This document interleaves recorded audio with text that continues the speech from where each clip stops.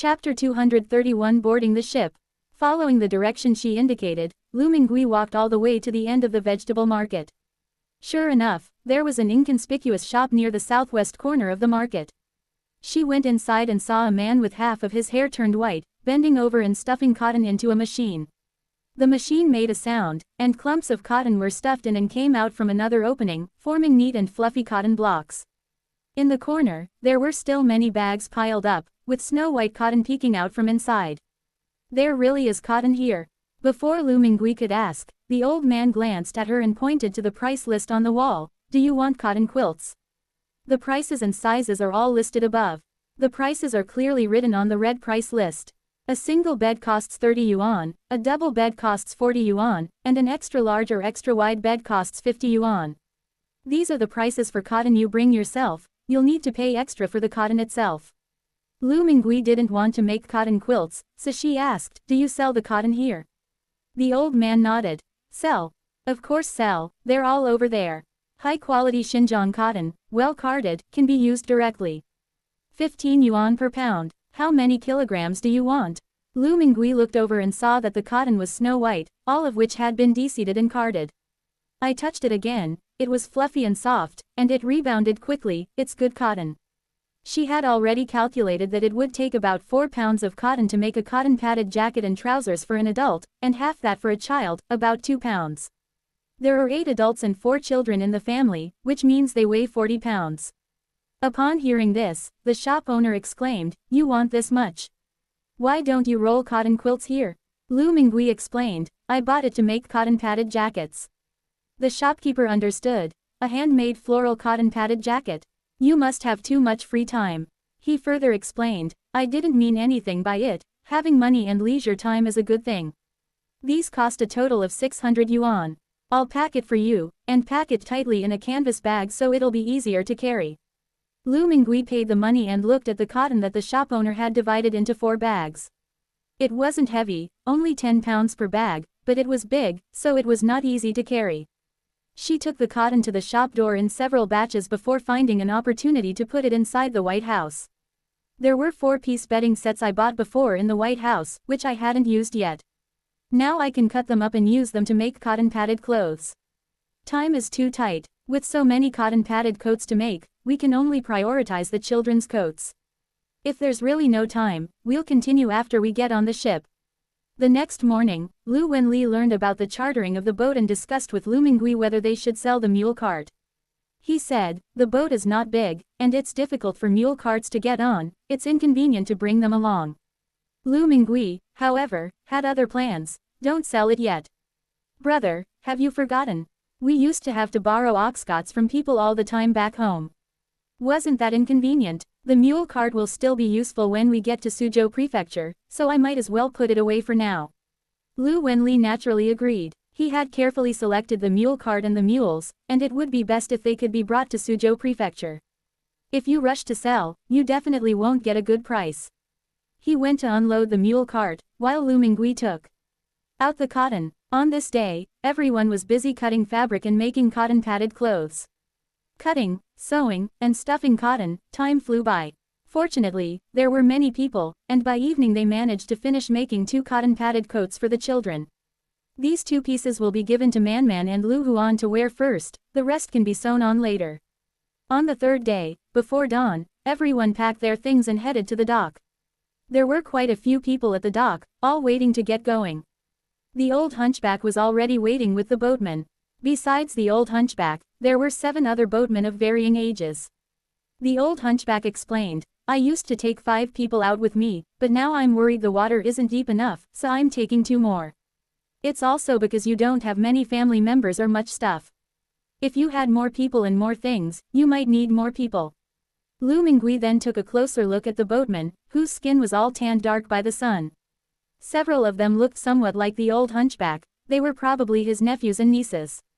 At first glance, the people there all seemed honest and simple.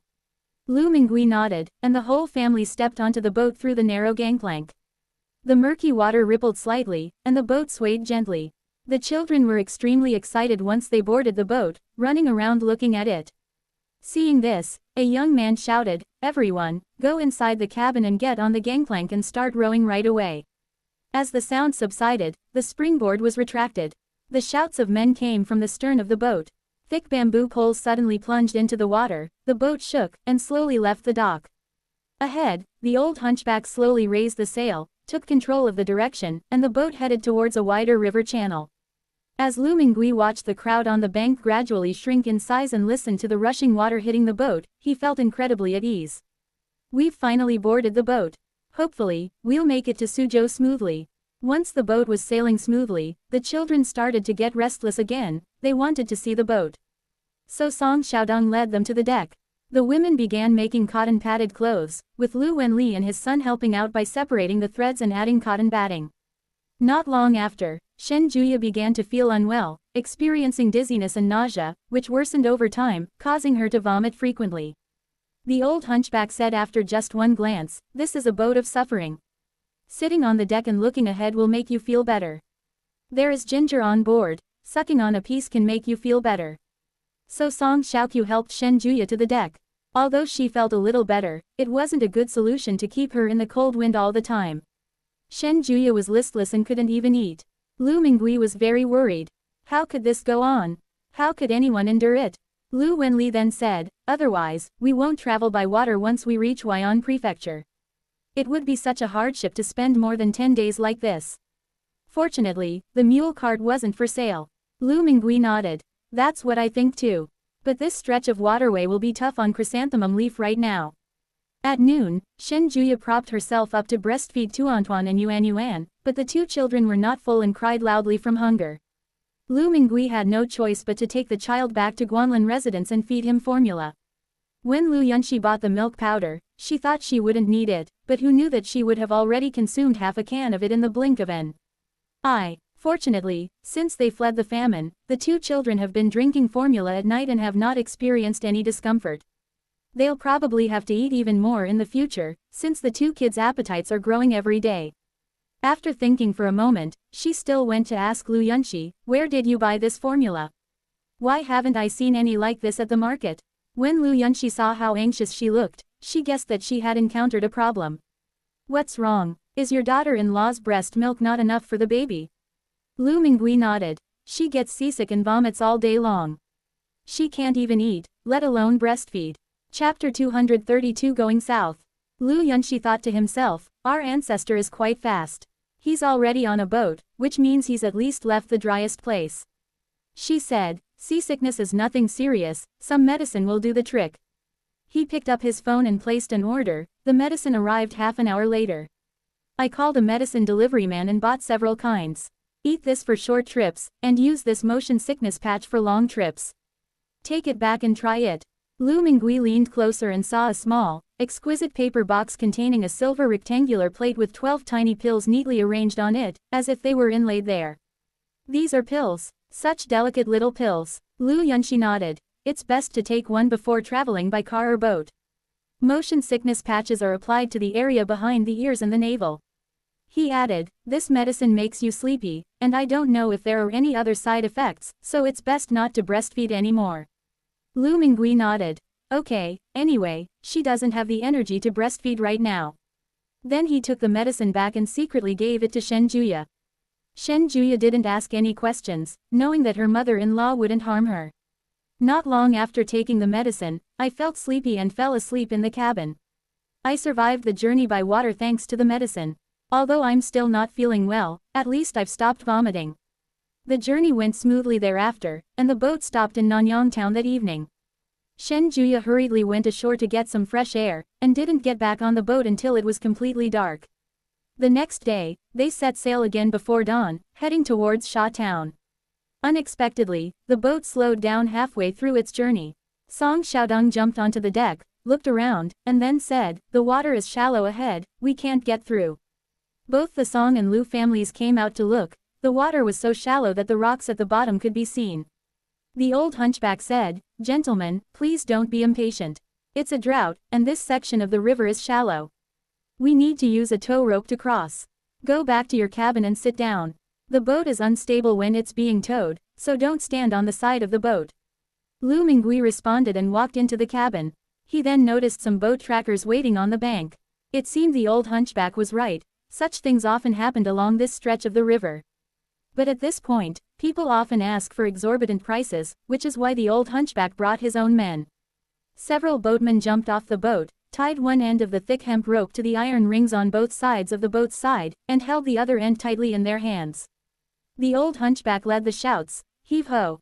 Heave ho! Push harder! Heave ho! Heave ho! Push harder!" It is very regular. While shouting, he also used a long pole to test the depth of the water. The boatmen strained in unison, following the rhythm of the chants, their heavy steps sinking deep into the pebbles and mud of the river. After a short while, the boat finally started moving, inching forward step by step to the sound of the boatmen's chants. After walking for a quarter of an hour, the boatmen's steps became increasingly heavy. The youngest boatman slipped and almost fell, but the man next to him pulled him up so that they could continue walking. Lu Yongkong couldn't bear to watch, so he shouted to the old hunchback, "I'll go down and help them pull it." The old hunchback shook his head at him with a serious expression, but his chanting remained unchanged. This action made Lu Yongkong hesitant to go into the water. Song Xiaodong's eyes welled up with tears. He ran back to the cabin and quietly approached Lu Mingui. "Mother, they are suffering so much. The youngest boatman looks even younger than me. Could we give them more money? Or when you're cooking, stew some meat for them?" Lu Mingui shook his head. "I can give you more money, but not now. I'll give it to you when we get to Huai'an Prefecture. Let's skip the stewed meat. It's not that she's heartless, it's just that this isn't in a village." When the family was building a wall, she made sure Meng Chuan and the others were well fed and watered at every meal, but she didn't dare to give them fancy dishes. It's just a bit more lucrative. Now, the whole family is in unfamiliar territory, on someone else's boat. To put it bluntly, they are like fish on a chopping board, with no guarantee whatsoever. He then whispered, "Xiaodong, don't flaunt your wealth. Mother knows you have a kind heart, but you can't put yourself in danger just because you sympathize with them. Take the ship owner, for example. Besides knowing that his nickname is Old Hunchback, and his real name is Chi, what else do we know? Where do you live? How many people live in your family? We know nothing about that. It was all thanks to that man's introduction." Song Xiaodong pondered for a moment. "Mother, do you mean the ship owner is a bad person?" Lu Mingui shook her head. "Not really, he seems like an honest person. They say you can't see into someone's heart, but money can still move people's hearts. Our family is old and weak. If those people suddenly have evil intentions and want to deal with us, it will be very easy for them." Song Xiaodong nodded and said, "Mother, I understand." As the mother and daughter were talking, the boat had already been towed into deep water. The boatmen breathed a sigh of relief, jumped onto the boat, and couldn't hide their smiles. The old hunchback then walked up to Lu Yongkong and said with a smile, "Sir, I wouldn't dare ask you for help." Lu Yongkong was just about to ask that, "Wouldn't it be good to have another person help?" Then the old hunchback said, "First of all, they are used to doing this job. You have never pulled a boat before, so you may get hurt. The pebbles in this river are very sharp, and the silt is slippery. You could easily slip and fall if you're not careful. Secondly, we have our own chants, and everyone listens to them. If outsiders interfere, it will only cause chaos. Thirdly, if you jump in, you'll get sick from the cold winter water, and we can't afford to take responsibility for that." He added, "Next time something like this happens, just watch from the ship. There is no shallow water that cannot be crossed." Lu Yongkong sighed, realizing that jumping down would only cause more trouble, so he quickly agreed. They encountered 2 more shallow shoals along the way, but this time the Song and Lu families stayed quietly in the cabin and did not go out again. Both families continued to make cotton-padded clothes as usual. The ship sailed south, passing Shajun to Taiyuan, then to Biantang town, and finally to Pio. Shen Juya gradually recovered and was able to eat again. When she was taking seasickness medication, she couldn't breastfeed, so she secretly expressed the milk, but she never weaned her baby. Song Xiaodong gradually became acquainted with the youngest boatman.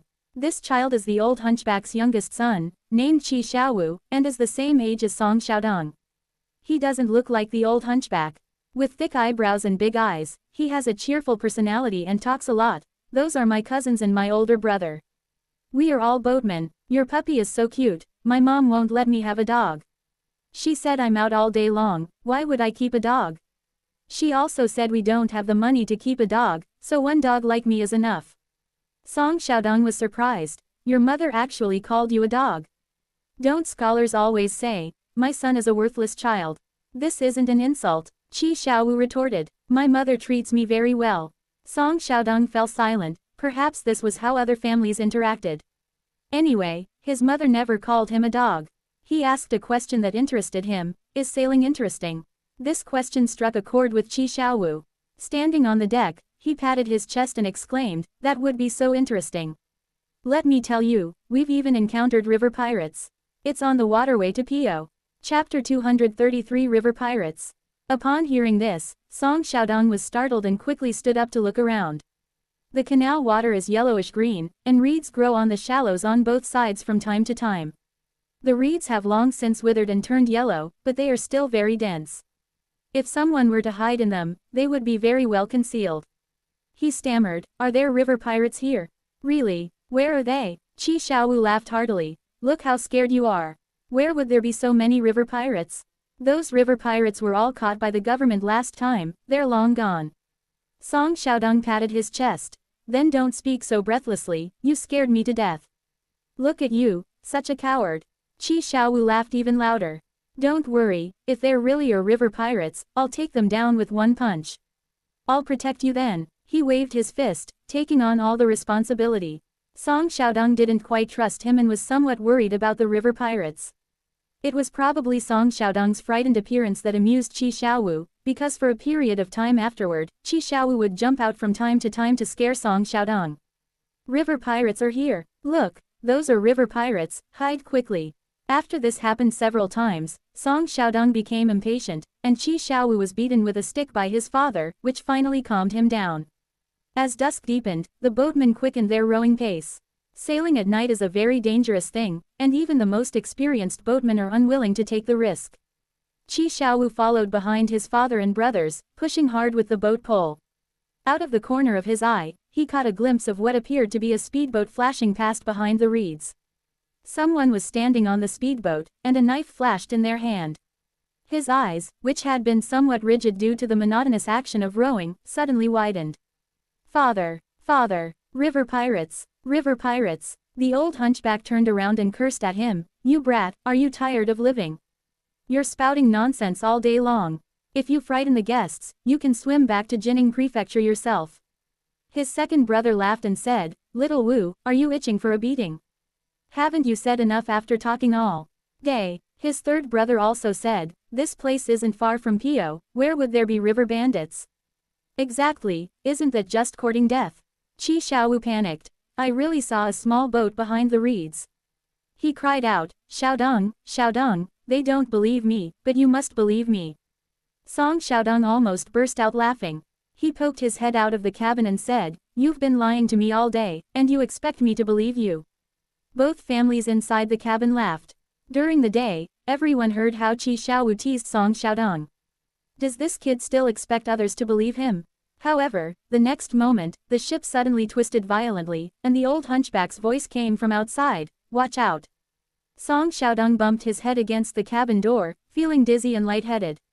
The laughter inside the cabin abruptly stopped, replaced by gasps of surprise from the passengers.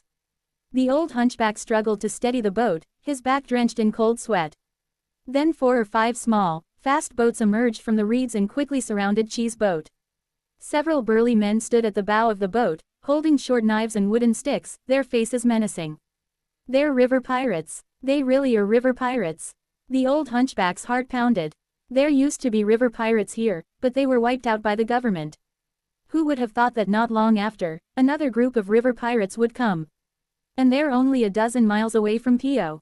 These river pirates are really audacious. The leader stood on the speedboat, brandishing a knife and shouting, hand over your valuables obediently, and we'll spare your lives. With blades flashing, the old hunchback dared not confront them head-on and hurriedly begged, heroes, spare my life.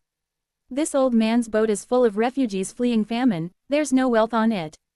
I only brought some dry food with me to make ends meet along the way. Please, gentlemen, show mercy.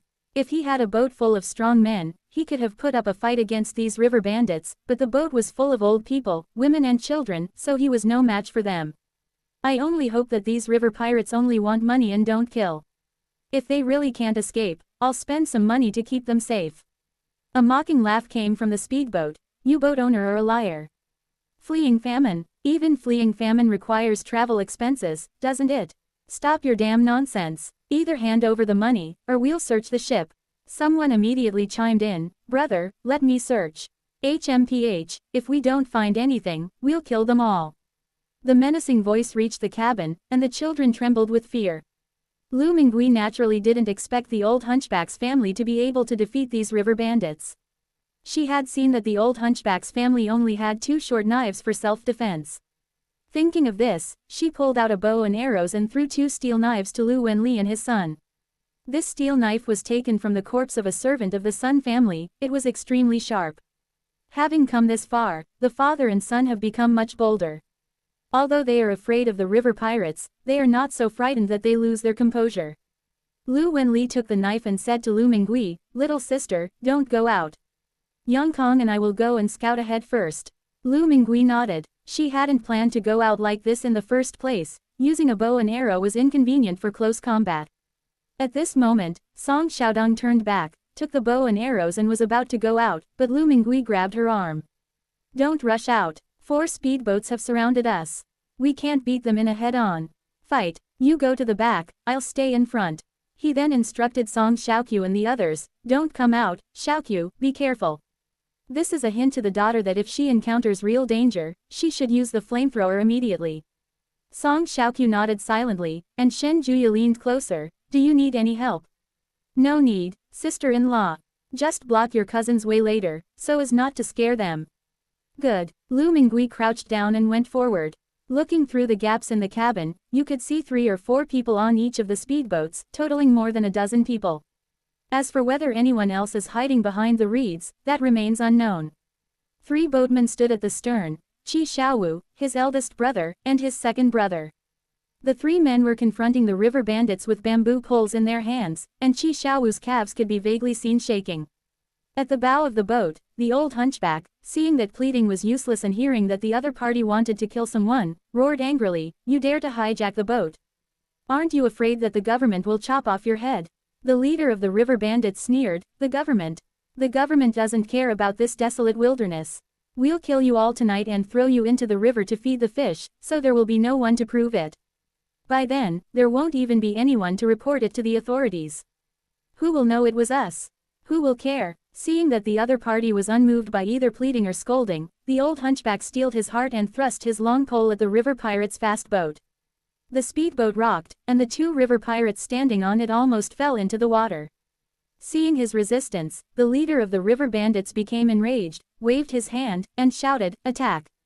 With a command given, the speedboats drew closer, and the boatmen tried to hit them with bamboo poles, but they were already struggling to keep up with both sides. Some river pirates were shaken and fell into the icy river water, while others took advantage of the moment to quickly climb onto the deck. The old hunchback raised his bamboo pole and smashed it hard on the head of the river pirate who had climbed up the river, but unexpectedly someone attacked from behind and kicked him to the ground. More and more river pirates are climbing onto the boats. The old hunchback was heartbroken. It was all over. Having worked on ships for 40 years, he was always cautious and prudent, yet this happened to him. If it weren't for the 2 extra delays, we would have reached Po before dusk. You won't encounter river pirates once you reach the shore. But who knew the drought would be this severe? It's all fate. These river pirates clearly had no intention of leaving anyone alive tonight. They raised their knives and were about to chop down the old hunchback. Inside the cabin, Lu Mingui had been waiting for this moment. Just as the man raised his knife and exposed his chest, he shot an arrow. With a whoosh, it hit right in the heart. Chapter 234 Rescue. The river pirate fell to the ground with a thud, half of his body submerged in the water. He kicked his legs twice and then fell silent. The old hunchback was filled with doubt and surprise. He turned his head and met Lu Mingui's face. It's still the same person. If she hadn't still been holding the bow and arrow, the old hunchback would have thought he was seeing things. But her face was extremely calm, and this calmness made her seem unusual. She no longer resembles an ordinary country woman. At this moment, Lu Yongkong and Lu Wenli raised their knives and slashed at the river pirates. Neither of them knew martial arts. So naturally they had no specific moves or techniques. It was probably the death of the first river pirate that shocked the others, who hadn't yet reacted. With each slash, the sound of the blade cutting through flesh filled the air, sending chills down one's spine. The screams of the river pirates rose and fell. The old hunchback looked at the two of them and couldn't help but rub his eyes again. Was he seeing things? Didn't I just carry a boatload of ordinary people? They were all refugees fleeing famine. I didn't see anything special along the way, so why was he carrying a knife and using arrows? Who exactly are they? While he was still in a daze, Lu Yongkong shouted, "Old boatman, quickly steer the boat, it's rocking badly." The old hunchback seemed to wake from a dream, and hurriedly stood up to steady the boat. The other boatmen raised their bamboo poles and swung them at the river bandits. The stern is a bit more difficult. Caught off guard, Brother Chi was stabbed in the arm, and blood gushed out. The river bandit swung his knife back and charged at Chi Xiaowu again. Chi Xiaowu was so frightened when he saw his second brother being slashed that his legs went weak. Just as he was about to become a victim of the river pirates, an arrow suddenly shot out from the cabin and hit the river pirate in the abdomen, saving him. This arrow was naturally shot by Song Xiaodong. After shooting the arrow, Song Xiaodong carefully aimed at another river bandit and drew his bow again. He had few arrows, and each one needed to be aimed carefully to avoid missing. Even if he couldn't kill the river pirates, he had to at least render them incapable of fighting. Several people fell down in succession. The river pirate leader grew anxious. "Didn't you say it was a boatload of women and children? How come some of them no swords and arrows? You must be seeing things. Big head, explain yourself clearly, are you trying to harm me?" The man called. Big head quickly shook his head. "Boss, there's no way I could be wrong. We scouted the area from Yangshan town and followed them all the way here. Of all these boats today, this family is the easiest to deal with. There were several women and children, and only one man. The rest were either old or young." The river pirate leader cursed, "You fool who's courting death. Do you think you're easy to deal with? Our men are almost all dead, what the hell aren't you doing, charging in? Go ahead, or I'll beat you up." Upon hearing this, Datu immediately jumped into the icy river and swam toward the boat. He could see clearly that there were people in front and behind him, so he went through the middle cabin. He wanted to take this opportunity to see who was hiding in the cabin and launching a sneak attack. The cabin was full of the elderly and infirm. Wouldn't it be a piece of cake for me to take them down? But just as he grabbed the gunwale, a flame suddenly shot towards his hands. Ouch! Ouch! It hurts, it hurts! Unable to bear the burning sensation, he quickly let go and jumped into the water. The burning sensation on his hands was relieved considerably, but several blisters instantly formed. Huff, huff, who is it? Big Head gasped for breath. "Which blind fool dares to burn your big-headed grandpa?" As he spoke, his hands trembling, he climbed back onto the ship's side. He looked up and saw a young woman with a cold face.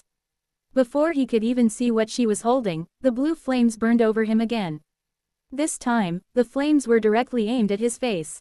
Big Head felt a burning pain on his face and plunged into the water, never to resurface. The river pirate stood on the speedboat, now all alone.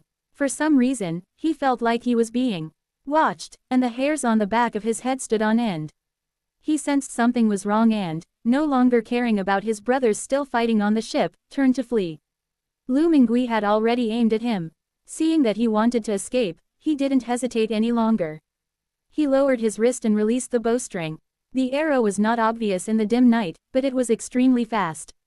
In just a moment, the river pirate leader on the fast boat was hit by the arrow and fell to the ground. One of the river pirates shouted, "Our boss is down. He's got a tough customer, time to get out of here. Get out of here, get out of here." At the shouts, several river pirates who were not yet injured jumped into the water and fled in all directions. The old hunchback did not chase after him. The river pirates chose to strike in this section, so they must be very familiar with this place. Chasing after them would be detrimental to their own people. Besides, he had been kicked in the waist, and it was starting to hurt a little. Chi Urge, who was at the stern, was injured.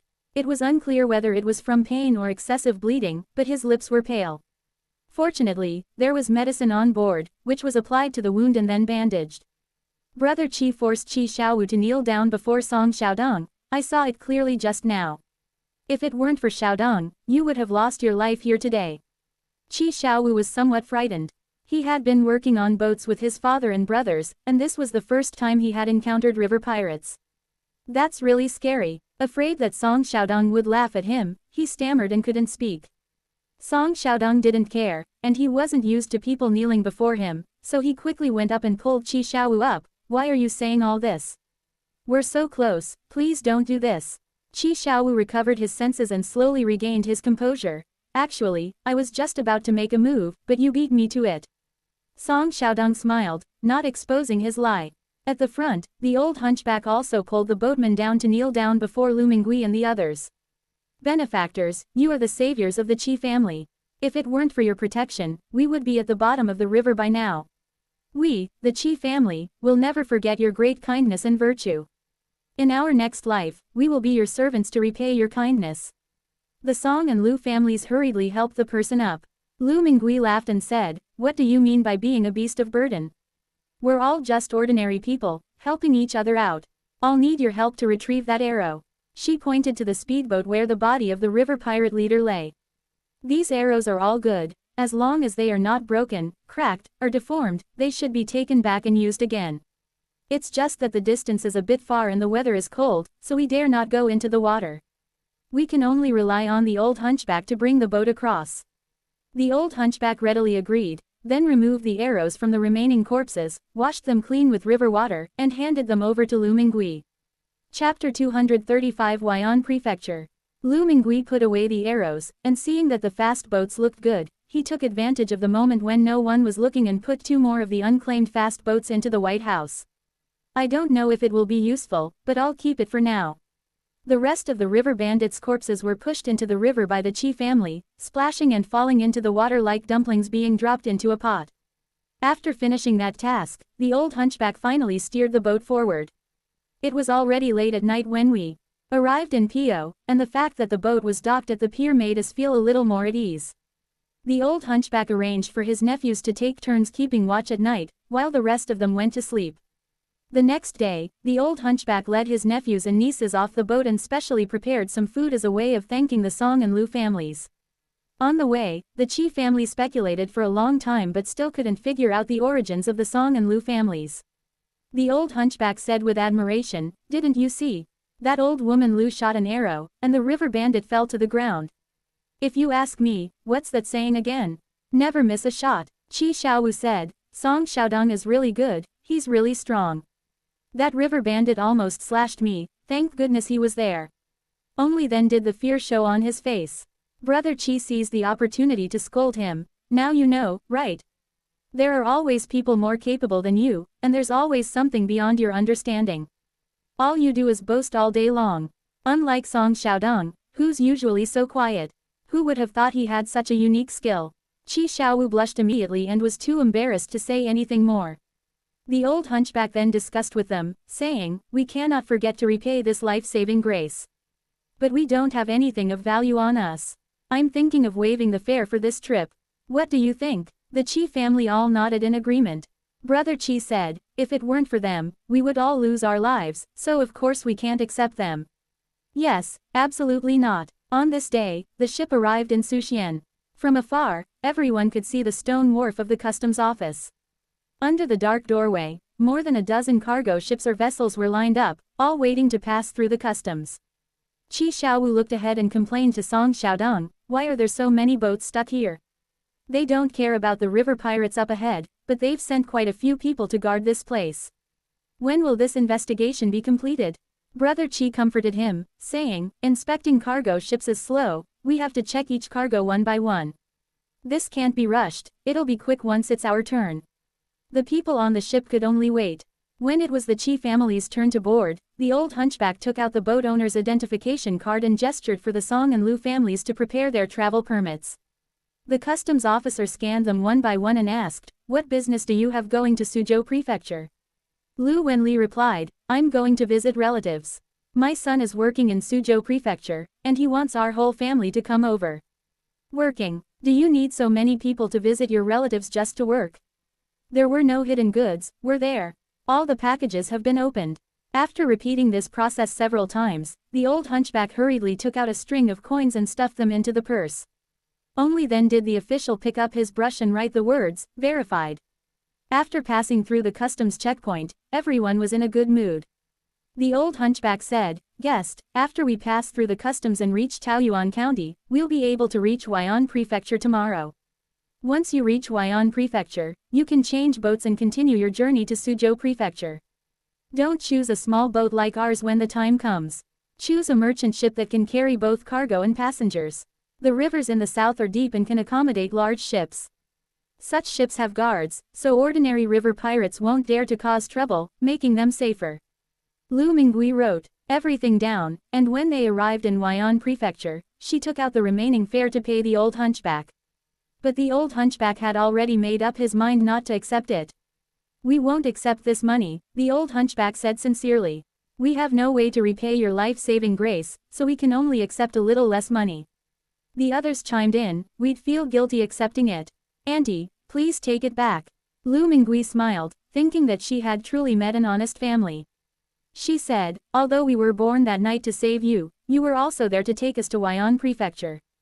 The old hunchback said, "We also received money, so we can't calculate it like that. The debt of saving a life is greater than heaven. If we accept money, wouldn't we be ungrateful?" When Lu Mingui saw that he was about to kneel down again, she quickly agreed. "This is on the dock, and such pulling and tugging can easily lead to speculation." Then the two said goodbye. On the boat back, Qi Xiaowu was in low spirits. He felt sad and didn't have the strength to row, so he simply lay down in the cabin.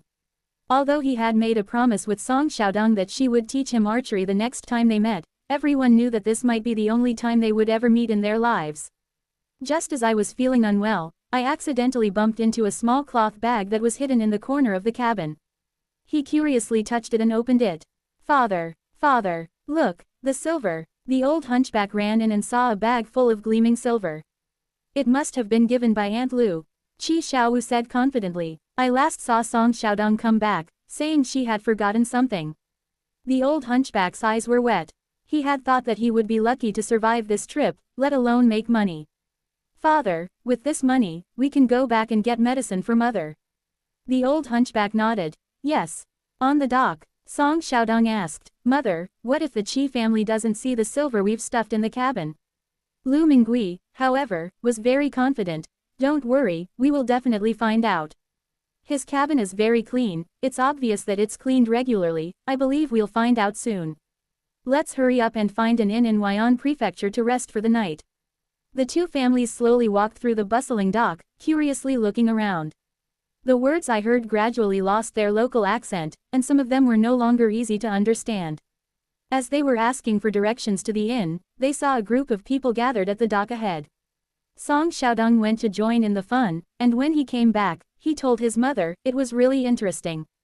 There's a woman over there saying her child fell into the water." Before he could finish speaking, Song Xiaoqiu scolded, "The child fell into the water. Why aren't you rushing to save him? And you still think it's funny?" She loves children, and became anxious when she heard that a child had fallen into the water. Song Xiaodong laughed and said, "Sister, let me finish. That person was speaking the Mandarin of Huai'an, she meant that her shoe had fallen into the water. They call the child a box." Song Xiaodong imitated a line, but it sounded somewhat awkward. Song Xiaoqiu was immediately embarrassed. "So that's how it is. The way we talk here is really different from how we talk to each other." Lu Mingui interrupted the siblings. "All right, let's hurry to the inn. There are many inns in Huai'an Prefecture, so I randomly chose one with a reasonable price." During the break, Lu Mingui asked Shen Juya, "Are you feeling better? Or should we walk from here on out?" Shen Juya, however, is much better now. "Mother, let's take the boat. It's faster by boat. I heard from the old hunchback that the boats in the south are bigger, the waves are smaller, and they are more stable." She had thought it over. Rather than wasting time traveling by land, she might as well endure some hardship and get to Suzhou Prefecture sooner. Besides, the land routes aren't safe either. Lu Mingui nodded in agreement, and later went to find a boat from Suzhou Prefecture. Chapter 236 Changing Ships. Many boats were moored at the docks of Huai'an Prefecture. Just as the old hunchback said, the water here is deep, the river is wide, and there are more and bigger boats. The Song and Lu families split up at the dock to inquire. However, after making inquiries, it turns out that no boats are scheduled to depart in the next few days. Either the goods haven't been fully loaded yet, or they don't plan to give anyone a ride. Lu Mingui had no choice but to inquire at the dock, and only then did he learn that there was a cargo ship that happened to be heading to Suzhou Prefecture in the next few days. Unlike the Qi family's small boats, this cargo ship was much larger. The ship owner's surname was Ni. He said, "My ship is transporting leather goods, and I'll also take passengers to Suzhou Prefecture. You can come aboard with me and have a look around." Lu Mingui and the others followed him onto the boat. It had a slight smell of leather goods, but it was relatively clean. There are two cabin classes. The first cabin is in the ship's deck, which is brighter, has windows, and is more secure. It costs 2 taels and 5 mace of silver for adults and 1 tael and 5 mace of silver for children. Then comes the lower deck, 1 tael of silver per person, where you sleep in a shared bunk, but there are only 2 spots left in the bunk. He added, whether it's the first or the last cabin, tea and meals are included. The food is the same for everyone, flatbread and pickled vegetables. If you want something better to eat, just wait until we dock and buy it yourself. Lu Yongkong gasped. Even a child in the first cabin costs 1.5 taels of silver. That's too expensive. The two families combined would have to pay 26 taels of silver. Lu Mingui asked, if we're eating it ourselves, could you charge us a little less money? Captain Ni shook his head. That won't do. I'm transporting leather goods, and I'm most afraid of them being swept away by water. So there can't be any open flames. You can eat dry rations, but you'll need hot water along the way, right? In short, I can't cook on my own boat. Actually, it's not expensive. It's all the same price. You don't need to pay for any expenses along the way. Just sit back and relax until you reach Suzhou. He added, if we are really short of money, we might as well wait a little longer. He felt that these people were dressed fairly cleanly, but they had a certain rustic air about them, so he figured they probably didn't have much money. Lu Mingui, however, did not want to wait any longer. Waiting any longer, staying at the inn will still cost money. When you're traveling, everything costs money. She also wanted to get to Suzhou Prefecture as soon as possible, so she booked a boat. When Lu Yongkong heard that there were 2 seats left in the hold, he volunteered to stay there to save his family some money. Lu Mingui refused, as the hold was damp and it would be inconvenient for the two families to be separated. So all the cabins were booked as first class, totaling 26 taels of silver. Because there was little luggage and the 4 children were still young, Captain Ni charged 1 tael less silver. The money was given in installments, because I was afraid that if I gave it all at once, something would go wrong. Pay 5 taels of silver up front, and the rest in installments. Yangzhou Prefecture paid once, Guozhou Ferry once, Zhenjiang Prefecture once, and then we waited for Suzhou Prefecture to pay the final payment. If you wish to disembark at these docks, you must inform them in advance. Seeing that she had made up her mind, Captain Ni then instructed, the back of this hold is for loading cargo, so don't come over unless necessary. Make sure you have your travel permit ready, and don't include any goods in your luggage. We will depart early tomorrow morning. You can wait here to board the ship at 5 a.m. It was exactly 5 a.m., and the sky was still dark. The family braved the cold wind to reach the dock, but fortunately, their cotton-padded coats were sewn on and they were wearing them, so they weren't cold. The cargo ship is docked at the pier, and the gangplank has been set up. Besides the Song and Lu families, there were other people waiting in line to board the boat. Lu Yongkong and his son, along with Song Xiaodong, went up ahead with their luggage. Wang held Lu Huan's hand, while Zhao Xinghua followed behind with her 2 sons. Last to fall was Shen Juya. Although she had taken seasickness medication beforehand, she still felt a little weak in the legs when she actually got on the ship. So Lu Mingui helped her walk, saying, don't be afraid. Once you're on the boat, just sleep. You can sleep all the way to Suzhou. You won't feel uncomfortable. Let's go up, it's just the mother and the kids left. Shen Juya slowly mustered her courage and walked forward, then said shyly, Mother, how can I let you help me? I can walk by myself. In a sweet, childlike voice, she said, Mommy, let me help you.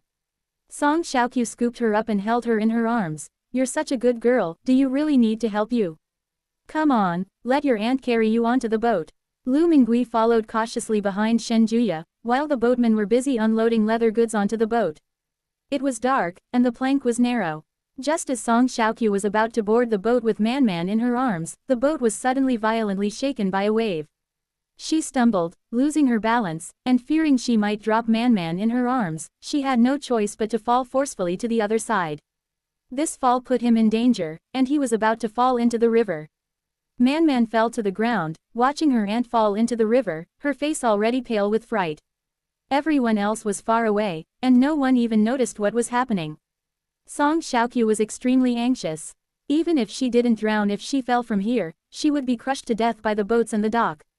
I was also relieved that I managed to throw Man out in time, at least the child was safe. I thought about many things, but it was all just a fleeting moment. I simply closed my eyes and waited for the excruciating pain to strike. Just when she thought she was going to die, her waist was suddenly grabbed by a pair of large hands, and then she was pulled backward by a force and landed steadily in a firm embrace. Song Xiaoqiu suddenly opened her eyes and was met with the face of a strange man. He looked quite young, and his eyes were particularly beautiful. The unfamiliar presence startled her, and she quickly pushed the person away. Then he realized that this person had just saved him, and that he had been impolite. She quickly thanked him. The man didn't mind, bent down and picked up Man, saying to Song Xiaoqiu, "My lady, the wind is strong right now and it's hard to sail. The boat is rocking a lot. Let me help you carry the child onto the boat. Be careful." Then they asked, "Where is your husband? Why did he leave you and your daughter here?" Song Xiaoqiu blushed deeply at his question and didn't know what to say for a moment. She still corrected him, saying, "She's my aunt, not my mother." The man looked at Song Xiaoqiu. She was indeed very young and didn't seem like the mother of a child that big. He quickly smiled apologetically, "It was my fault for being so blind, please forgive me, young lady." He then carried Man onto the boat and placed her on the deck. Song Xiaoqiu followed behind, her face flushed. Before she could even thank him, the man had already turned into the cabin and headed towards the lower deck. She hurriedly pulled Man to find her family. The man turned around again and this time saw Song Xiaoqiu's back. When Song Xiaoqiu finally reached the first cabin and found Lu Mingui, the heat on her face had not yet subsided. Lu Mingui immediately sensed something was wrong with her daughter and asked, "Why is your face so red? Don't catch a cold from the wind." "I'm fine." Song Xiaoqiu quickly shook her head, "I just left in a hurry." "Mother, how are we going to sleep tonight?" Chapter 237 Reunion. The first cabin was divided into small compartments, each with curtains to block the view from the outside. There was a simple bed in the cabin, made of several pieces of wood pieced together and nailed to the sides of the cabin wall, less than 3 feet off the ground. A straw mat was laid on the bed. You can put some luggage under the bed. The Song and Lu families occupied 3 cabins, and the other 2 cabins were also full. Lu Mingui took out the bedding, and the group worked together to make the bed, letting Shen Juya lie down first. As dawn broke outside, the boat began to move. A stranger called out, "Want to go watch the boat set sail? I've never seen one before." Man was listening intently to the sounds outside when she heard this, and immediately pulled Song Xiaoqiu's hand, "Auntie, let's go see the big ship sailing." Song Xiaoqiu had never been on such a big boat before, and worried that the child would disturb Shen Juya, so she nodded and took Man out. It was quite windy on the deck. There were quite a few people like them standing on the deck, wanting to watch the ship sail. Song Xiaoqiu had to protect Man, so she could only walk on the edge of the deck.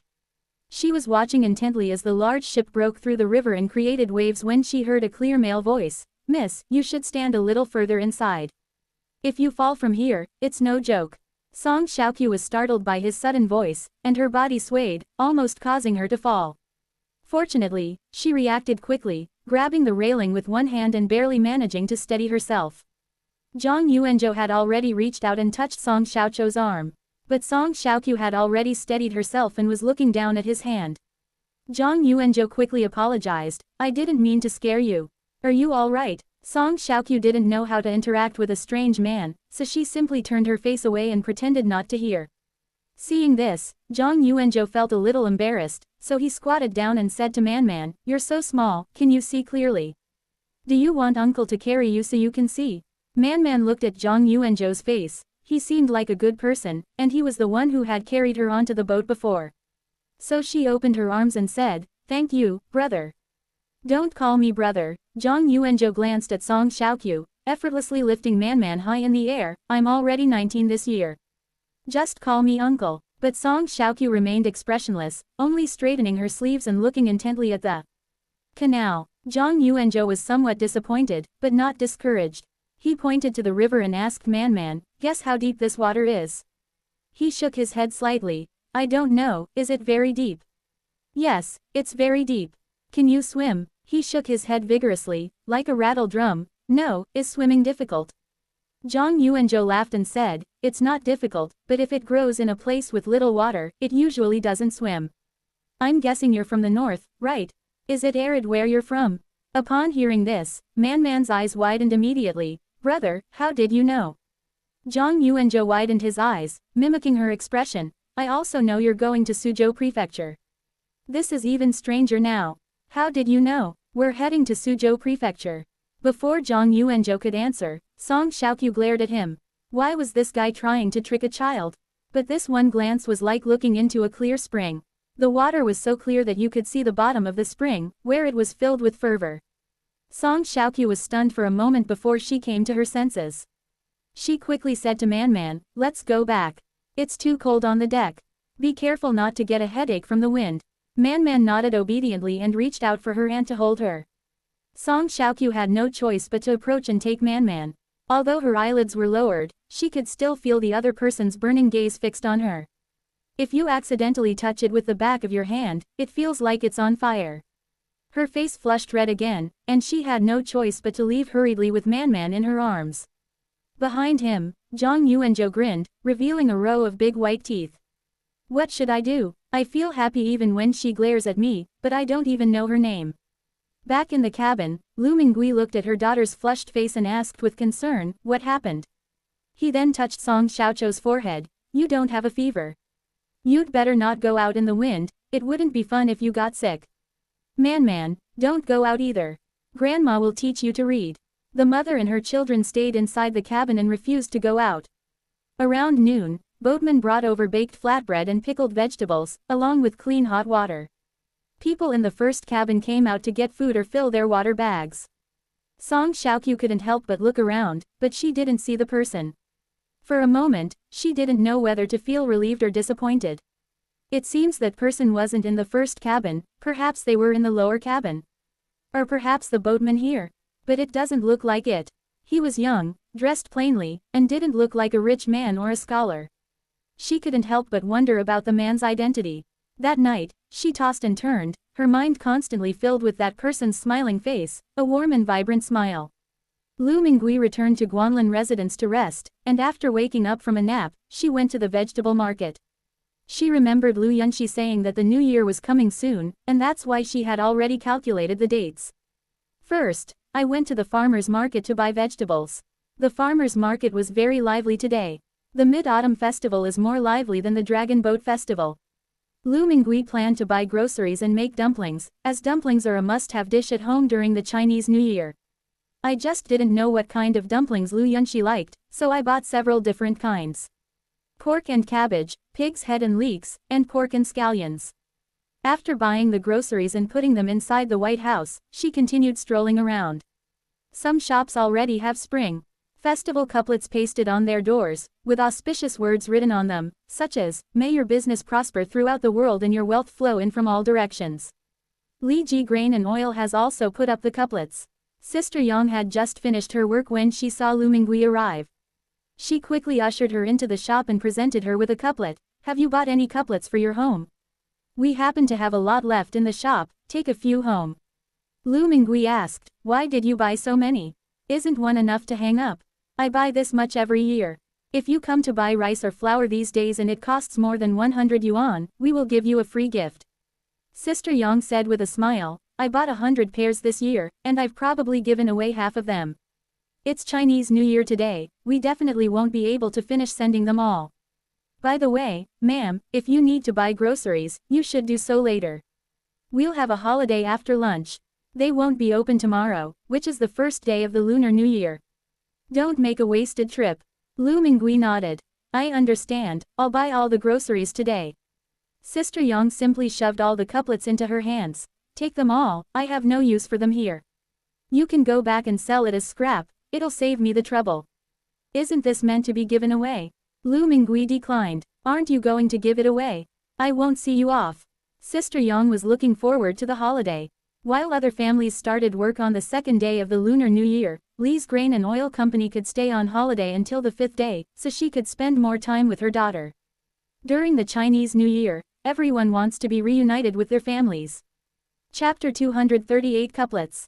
Lu Mingui collected the couplets, about 50 sets in total, including one couplet, one horizontal scroll, and one fu character. It's complete, though. Upon closer inspection, some are in black lettering, while others are gilded, making them look very exquisite. She flipped through the pages and saw a couplet. The sheep bids farewell to the old year with the new wind, the monkey brings righteousness to welcome the new spring, the horizontal scroll reads, welcoming the year of the monkey. It seems that after the Lunar New Year, it will be the year of the monkey. She had originally thought about whether she could take it back to the Ming Dynasty to sell, but this year was the year of the dragon in the Ming Dynasty, and the year of the snake would follow after the New Year. It seems that none of these have monkeys in their names, so we'll put them aside for now. After saying goodbye to Sister Yang, she returned to Guanlin residence and began making bread and dumplings. According to the time here, she has enough time to finish wrapping the dumplings before the New Year's Eve dinner. The house is equipped with all kinds of kitchen utensils. Not to mention pots and pans, even rolling pins come in both short and long versions. Kneading the dough, chopping the filling, rolling out the wrappers, and wrapping the dumplings, all done in an orderly manner. Tu Antoine and Yuan lay in their crib, eating and sleeping, sleeping and eating. By the afternoon, all the plump, white dumplings had been made. To distinguish the three types of fillings, Lu Mingui specially made 3 different types of dumpling edges. The sound of entering a password came from outside, and the door was opened from the outside. Lu Yunxi brought Li Ziyan over, followed by a young woman who looked to be in her early 20s, with a round face and her eyes crinkling when she smiled. Lu Yunxi was taken aback. "Grandma, you've already arrived. We've come to wish you a happy new year, and we'd also like to invite you to our home for the holiday." Seeing another table of dumplings, she chided, "Didn't we say someone was cooking New Year's Eve dinner? Why are you making so many dumplings?" Lu Mingui smiled and said, "Didn't you say you liked my dumplings? This time I have 3 kinds of fillings, I guarantee you'll be satisfied." Then he looked at the girl he was seeing for the first time. "And who is this?" Li Ziyan quickly introduced, "This is my younger sister, Lu Shutong." "Shutong, quickly greet her, this is the old lady I mentioned to you." Lu Shutong quickly smiled and said, "Hello, ma'am, just call me Shutong." Lu Mingui responded with an, "Ah." She had always heard that Li Ziyan had a younger sister, but this was the first time she had seen her. Looking closely at Lu Shutong, she realized that she was indeed very beautiful. Lu Shutong is a generous and cheerful girl. She took off her coat and went to the front of the crib. "I came to see the 2 babies, wow, they really are twins. They look exactly alike, so cute. Let me guess, who is Tu Antoine and who is Yuan? Brother, come quick, she's playing with bubbles." Li Ziyan wasn't interested in children. He grinned mischievously and said, "Look, don't they look like our younger brother and sister? Let me tell you," he muttered to his sister as he crouched down in front of the crib, "they were actually born of a mother. Do you think he looks a bit like our mom? Those eyes, that nose, tilde." He got more and more excited as he spoke. "Tell me, if she hadn't given birth to us, why would she care so much? She's been coming here quite often these days." Lu Shutong asked with a hint of doubt, "Really?" But then she exclaimed happily, "Great! I have a younger brother and sister now, 2 more at once." Li Ziyan said meaningfully, still grinning like an idiot. "Think about it, just because this child was born to our mother doesn't mean it was born to our father." Lu Shutong glanced behind him and smiled, "Brother, it doesn't seem right for you to say that. If mom finds out, will you get a beating?" Li Ziyan waved his hand dismissively. "If you don't say anything and I don't say anything either, they're both so young, they can't understand, how could they get beaten?" No sooner had he finished speaking than he was struck on the back. Lu Yunxi, holding a feather duster, pointed at him and cursed, "You brat, you're spreading rumors again. Are you just bored?" Li Ziyan held his head and said, "Mom, I was just teasing my sister. I'm serious, Tu Antoine and Yuan look a lot like you guys." Lu Yunxi ignored him and just kept waving the feather duster. Chicken feathers were flying everywhere. Lu Mingui quickly protected the dumplings. "Don't hit them, the dumplings will get dirty. The broom is on the balcony, use that to hit it." Li Ziyan said in disbelief, "Auntie, I knew you first. Why are you siding with my mother now?" Lu Mingui said matter-of-factly, "I was just worried the dumplings would get dirty." So Lu Shutong and Lu Yunxi both nodded in agreement, "That's right. Are the dumplings more important or you?" Of course dumplings are more important. Li Ziyan looked sorrowful. You all have the surname Lu, you're all in cahoots, bullying me, someone with a different surname. Lu Mingui then realized, it really is. They all share the surname Lu, what a coincidence. Lu Yunxi explained, our family has always used the mother's surname. Starting from my ancestors' generation, the surname has been Lu. Lu Shutong then added, this shows that our lineage not only has strong genes and great strength, but is also incredibly lucky. Only in this way can we survive war and turmoil and protect our heritage, she added, and mitochondrial DNA can only be passed on to the next generation through women. Lu Yunxi patted her daughter's head. The child didn't know that the old lady in front of her was the ancestor of the Lu family. My daughter is not old enough to know about this. Lu Mingui listened to what he said and only vaguely understood it. What was that? However, she understood the other things. The Lu family followed her mother's surname, so both of them had the surname Lu. As for sharing the same surname, that's probably just a coincidence. She nodded. I see. Feeling neglected, Li Ziyan quickly came over and said, actually, I also think the dumplings are more important. What have I been eating abroad these past few months? It's been absolutely inedible. I've been craving dumplings for ages. Lu Yunxi glanced at her watch. It's 4 o'clock, let's pack up and go. Ziyan, you and Shutong take the dumplings. The old lady and I are holding the baby. Lu Mingui hurriedly instructed, wear more clothes, it's cold outside. So they wrapped Tuan Tuan and Yuan up tightly, leaving only their eyes showing. Surprisingly, it wasn't that cold. When I got out of the elevator, the car was already waiting at the elevator entrance. Then they drove all the way to Lu Yunxi's villa, barely getting cold. The Lu family villa was warm and inviting. This was the first time Lu Mingui had ever seen such a luxurious house. The floor was gleaming, the crystal chandelier was dazzling, there was a huge sofa, and behind it was a floor-to-ceiling window that revealed the snow falling outside. The stairs spiraled upwards, and the wood looked very precious. She was momentarily at a loss, but Lu Yunxi had already taken her arm and led her inside. Li Haochuan strode out from inside to greet them, but before he could utter the words, ancestor, Lu Yunxi glared at him, silencing him.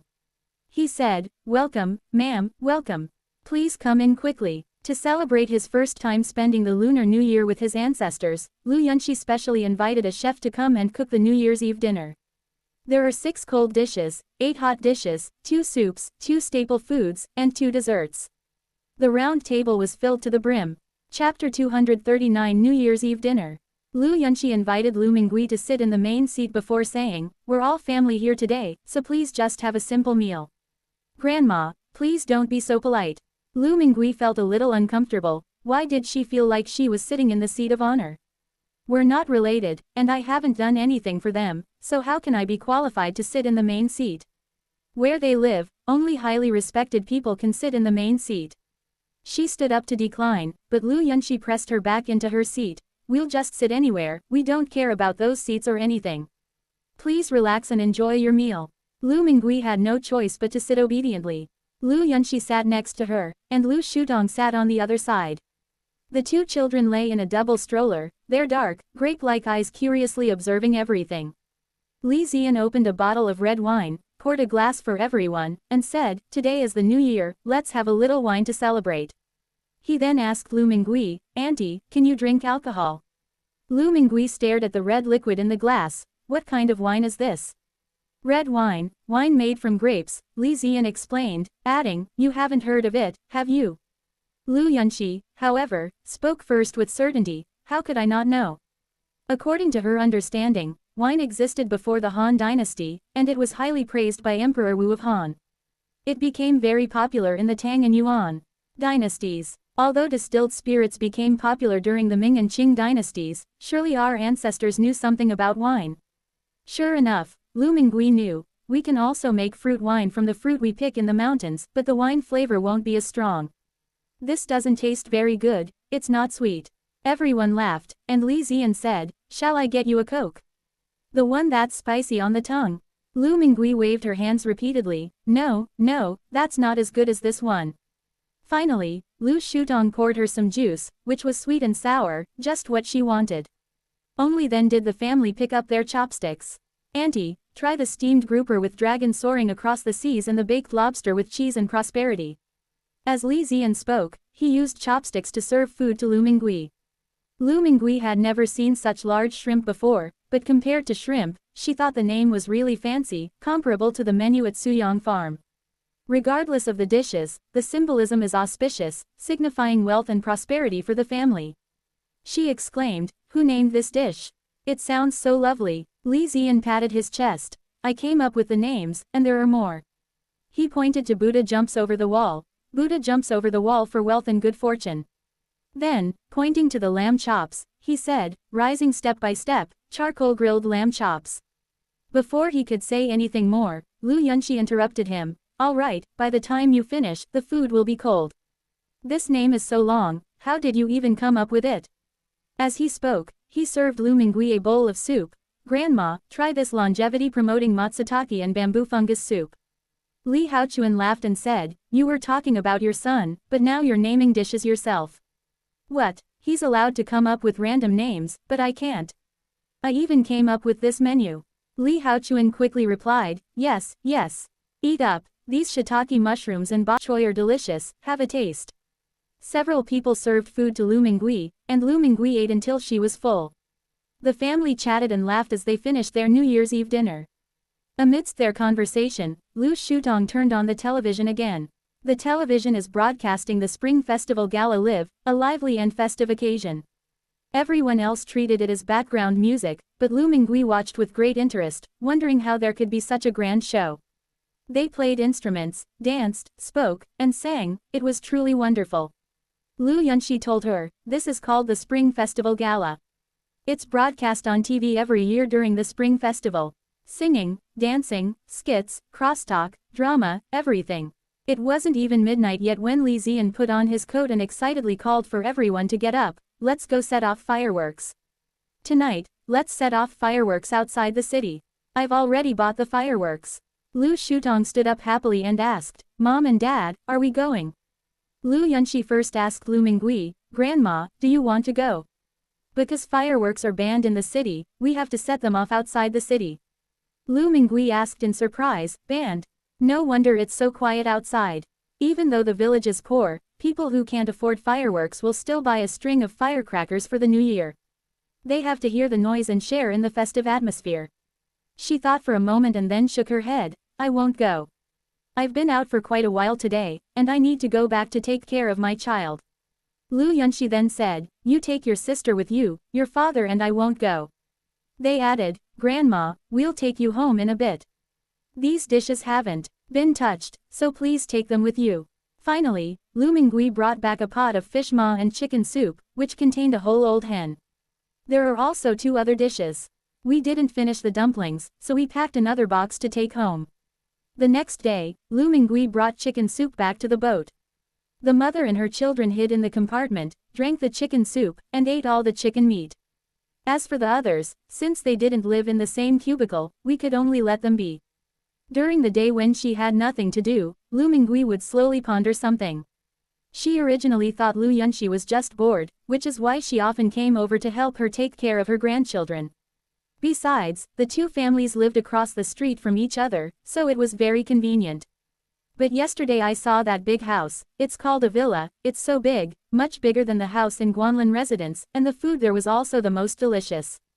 There were 2 other people serving them, and a cook too. She slowly began to realize that something was amiss. Although Li Ziyan and Lu Shutong treated her well, it was clear that these 2 children were only polite and knew the rules. Lu Yunxi, on the other hand, treated him with a mixture of intimacy and respect.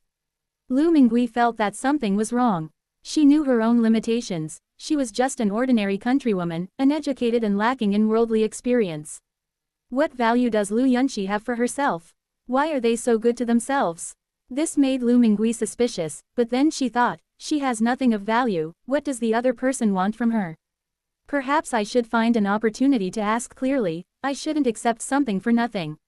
If the other party really has ulterior motives, then she should make it clear to Lu Yunxi not to waste her time, as she doesn't have any real ability. Then she thought, what if Lu Yunxi really just likes children and is just bored and wants to keep her company? That question hurt her feelings again. Lost in thought, Man suddenly felt the urge to go out for a stroll. She was feeling really stifled on the boat. Song Xiaoqiu thought of that man, but after thinking about it, she still didn't want to go out, so she slowly went to find Song Xiaodong. Zhang Yuanzhou couldn't stay in the hold either, so he wandered up to the deck. When he saw Man, his eyes lit up, but after searching around, he couldn't find the person he wanted to see, and his shoulders slumped. While looking at Man, Song Xiaodong fiddled with the bow and arrow in his hand. Chapter 240 Crystal Pork Salad. Zhang Yuanzhou walked over and asked Man, why are you here alone? It's not safe here. When Man saw him, she quickly reached out her hands. Brother, hug me, I want to see that boat. It refers to the cargo ship in front, which is fully loaded with goods. Zhang Yuanzhou smiled and said, okay. He was about to bend down and pick up Man when Song Xiaodong stopped him and asked warily, who are you? Don't touch my niece. Niece. Zhang Yuanzhou looked her up and down, then smiled warmly, so it's my little. So you're Man's uncle. Song Xiaodong remained wary, sizing up the young man in front of her. He was a few years older than her and looked reasonably presentable. He pulled Man close to him protectively, and who are you? How do you know her name? Before Zhang Yuanzhou could speak, Man said, Uncle, he's the brother who saved Aunt last time. Song Xiaodong had heard Man mention this once, and even said that she should thank this person when she saw him. I never expected him to be so young. Zhang Yuanzhou squatted down and said to Man, look, I'm a few years older than your uncle. How can you call him uncle but call me brother? From now on, you can call me uncle.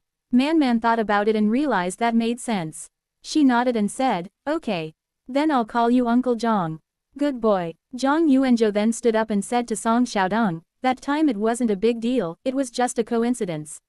I saw you adjusting your bow and arrow just now. He glanced at the bow and arrow in Song Xiaodong's hand. Your bow and arrow are very old and powerful. You must not use brute force, otherwise you will suffer more losses than gains, and it may even break. You also need to check if the bowstring is old or frayed. You should apply string wax regularly for maintenance. As for the bow belly and bow tip, we need to check for cracks. If you trust me, I can take a look for you. Song Xiaodong was overjoyed as he listened, as he had been worried about not having someone knowledgeable in the field at home. He felt something was off when he shot the arrow last time. He aimed for the river pirate's heart but ended up hitting his abdomen instead. Unfortunately, I couldn't see what was wrong with it, but now I've run into an expert. He carefully handed the bow and arrow to Zhang Yuanzhou, then please take a look. Zhang Yuanzhou readily accepted it, examined it carefully, and then tried to listen to the sound slowly before finally saying, there's no major problem. However, there are quite a few minor problems. Look, there's a slight deformation at the tip of the bow. Don't underestimate this deformation. If it's not repaired in time, it will get worse and worse. Is there an unusual sound when you draw the bow? The bowstring is also a bit frayed, it's best to replace it. There are still these 3 arrows. The other 2 are fine, but this one has a crack and must be scrapped. Song Xiaodong was stunned. So many questions. Zhang Yuanzhou laughed and said, what's the problem? I have some string candles, I'll give you a jar to use later. I can also repair bow tips, but it's inconvenient to do so on the boat right now. I'll help you repair them after we get off the boat. Song Xiaodong was overjoyed and hurriedly asked, brother, where do you disembark? Zhang Yuanzhou was overjoyed that they had already addressed him as elder brother, and said, I'm going to Suzhou Prefecture. What a coincidence. We're also going to Suzhou. Song Xiaodong said excitedly, I'll have to ask for your help then, brother. Zhang Yuanzhou chuckled inwardly. He had known all along that this family was going to Suzhou Prefecture. The reason is quite simple. He arrived late and had originally wanted to stay in the first cabin, but it was full. The ship owner, Mr. Ni, said that the first cabin was for those going to Suzhou Prefecture, so if he wanted to take the ship to Suzhou Prefecture, he would have to stay in the lower cabin. Unless someone disembarks early along the way. Zhang Yuanzhou then solemnly introduced himself. My surname is Zhang, and I am from Shuntian Prefecture. I am going to Suzhou Prefecture to stay with my uncle. And you? Song Xiaodong hurriedly said, our family was originally from Baoding Prefecture, but our hometown suffered a drought, so we had to go and rely on relatives. I have a cousin who works in Suzhou Prefecture as a shopkeeper. Let's go and seek refuge with him. My name is Song Xiaodong, and this is my niece, Song Man. Oh, right, my whole family is staying in the first cabin, along with my mother, my uncle, and my sister Song. He stopped abruptly, having almost blurted out his sister's name, which was truly inappropriate. Zhang Yuanzhou was full of anticipation when Song Xiaodong suddenly stopped talking. He immediately gave an awkward laugh and said, "So it's Brother Song. It doesn't matter if we don't know her given name, at least we know she's a girl from the Song family." He grinned and said, "We'll arrive in Zhenjiang Prefecture today. I'll treat you to braised pork when we disembark." Meat. Man tilted her head. "What is braised pork?" "You'll know once you eat it." At midday, the ship docked at the pier. Lu Mingui did not disembark. She stared at the oil paper package in front of her, which contained thinly sliced braised pork. With its white skin, red flesh, and translucent marinated aspect, it looks quite tempting. Song Xiaodong proudly exclaimed, "Mom, you must try this. Brother Zhang said it's called braised pork, and it's delicious. We also bought some balsamic vinegar. The braised pork is dipped in the balsamic vinegar and it's fragrant but not greasy. Sister-in-law, sister, you should all try some. We bought quite a lot." Shen Juya was afraid of the cold, so she only tried one piece and then stopped eating.